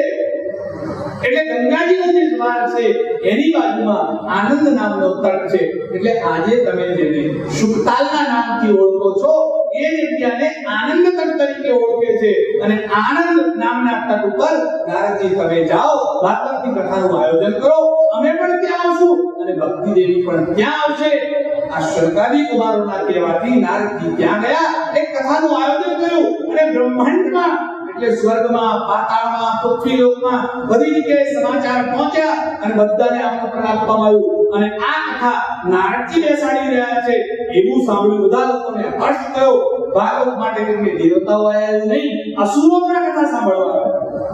અરે માનવો તો આવે, માનવો આવ્યા, અસુરો આવ્યા, દેવતાઓ આવ્યા, ઋષિઓ આવ્યા, ગંધર્વો આવ્યા, અરે નદીઓ પણ સાક્ષાત સ્ત્રીઓના રૂપે, સાક્ષાત સ્ત્રીઓના રૂપ લઈને નદીઓ સામે બેઠી. અરે ચારે ચાર વેદ પણ સાક્ષાત ઋષિઓનું રૂપ લઈને સામે બેઠા છે. અરે પર્વતો પણ હિમાલય હોય કે જુનાગઢનો ગિરનાર હોય એ પણ સાક્ષાત સામે આવીને બેઠા છે. અરે સામે સમુદ્ર સામે આવીને બેઠા છે. અને એ વખતે સરકારી કુમારનું આગમન થયું. બધા લોકોએ જય ઘોષ કર્યો, ભાગવત ભગવાનની જય. અને આમ સરકારી કુમારો આવ્યા, સરકારી કુમારો બેઠા. એક સપ્તાહ સુધી નારદજીએ બેસી એક ચિત્તથી કથા સાંભળી. આ કથામાં આવવા માટે બધા લોકોને આમંત્રણ આપ્યું, પણ કોઈ રહી જતું હોય, કોઈની ખબર ના હોય તો ભૃગુ ઋષિને મોકલ્યા. અને ભૃગુ ઋષિ ગયા, બધાને મનાઈને લઈ ગયા. મોટું મન રાખો, કથા છે, આ કે એમના ઘરે, નારદજીના ઘરે લગ્ન નથી, તમને આમંત્રણ આપવા આવે, તમારે આવવું પડશે એમ કરીને ભૃગુ ઋષિ બધાને લઈ ગયા. અપૂર્વ સ્વરૂપૈવ કથા ચક્ર ભવિષ્યતિ. અહીંયા અપૂર્વ રસમય કથા થવાની છે. અને સંકાદી કુમારો વક્તા બન્યા અને નારદજી શ્રોતા બન્યા. આ ચિત્ર કેનું છે?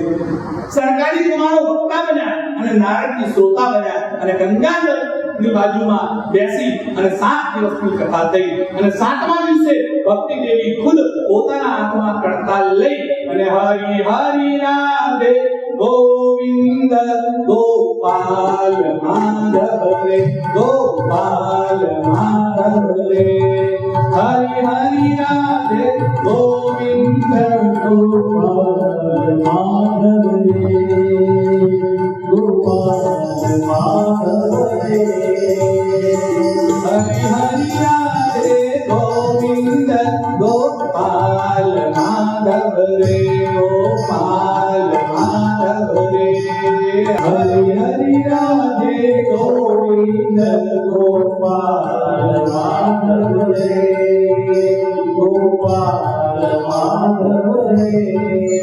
સાક્ષાત ભક્તિ દેવીનો પ્રવેશ થયો અને ભક્તિ દેવી હાથમાં કરતાલ લઈ અને નાચતા નાચતા મંડપમાં આવ્યા. અને શું થયું?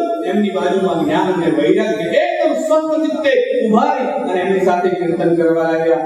હરિ હરિ રાધે ગોવિંદ ગોપાલ માધવ રે, ગોપાલ માધવ રે, હરિ હરિ રાધે ગોવિંદ ગોપાલ માધવ રે, ગોપાલ માધવ રે, હરિ હરિ રાધે ગોવિંદ ગોપાલ માધવ રે, ગોપાલ માધવ રે, હરિ હરિ રાધે ગોવિંદ ગોપાલ માધવ રે, ગોપાલ માધવ રે. અને જ્યારે જ્ઞાન ભક્તિ વૈરાગ્યનો આમ જ્યાં પ્રવેશ થયો, આખી સભા ઊભી થઈ અને બધા લોકો જયઘોષ કરવા લાગ્યા. અને એ વખતે આ આશ્ચર્ય થયું, સાક્ષાત ભગવાન શ્રી નારાયણ ચતુર્ભુજ સ્વરૂપે ભગવાન દ્વારકાધીશ, 4 હાથ છે, શંખ ચક્ર ગદા પદ્મ ધારણ કરેલા છે, આમ ગળામાં વનમાળા છે અને ભગવાન સાક્ષાત આકાશ માર્ગેથી આમ સીધા મંડપમાં ઉપસ્થિત થયા. બધાને આમ ભગવાનનું દર્શન થયું અને બધા લોકોએ જયઘોષ કર્યો, બોલીએ દ્વારકાધીશ ભગવાન કી જય, ભગવાન કી જય, પાર્વતી વદે હર.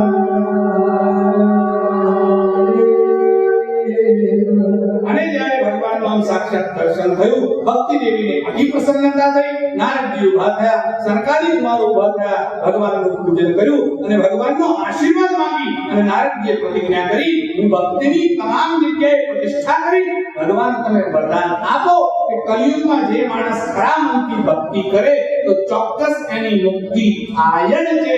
કોઈ જ્ઞાન ના હોય, કોઈ વૈરાગ્ય ના હોય, કોઈએ વેદ ના ભણ્યા હોય, કોઈને પુરાણની જાણકારી ના હોય, કોઈએ મંત્રનો જપ ન કર્યો હોય, પણ કેવળ ભક્તિ કરી હોય, માત્ર રામ નામનું ઉચ્ચારણ કર્યું હોય, કેવળ નારાયણ નારાયણનો પાઠ કર્યો હોય, કેવળ કનૈયા કૃષ્ણ મુરારીનો જાપ કર્યો હોય, કેવળ ચામુંડા દુર્ગા ભગવતી સીતાનો જાપ કર્યો હોય, કેવળ ગણપતિ કે સૂર્યનારાયણનું નામ સુદ્ધા લીધું હોય, તો પણ એનાથી કલિયુગમાં મુક્તિ થાય જ છે.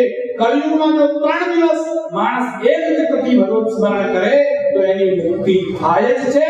અને એટલા માટે ભાગવતમ એકમ શાસ્ત્રમ મુક્તિદાનેન ગર્જતિ. મુક્તિ આપવાની 7 દિવસમાં ગેરંટી આપતું કોઈ શાસ્ત્ર હોય તો એનું નામ ભાગવત શાસ્ત્ર છે.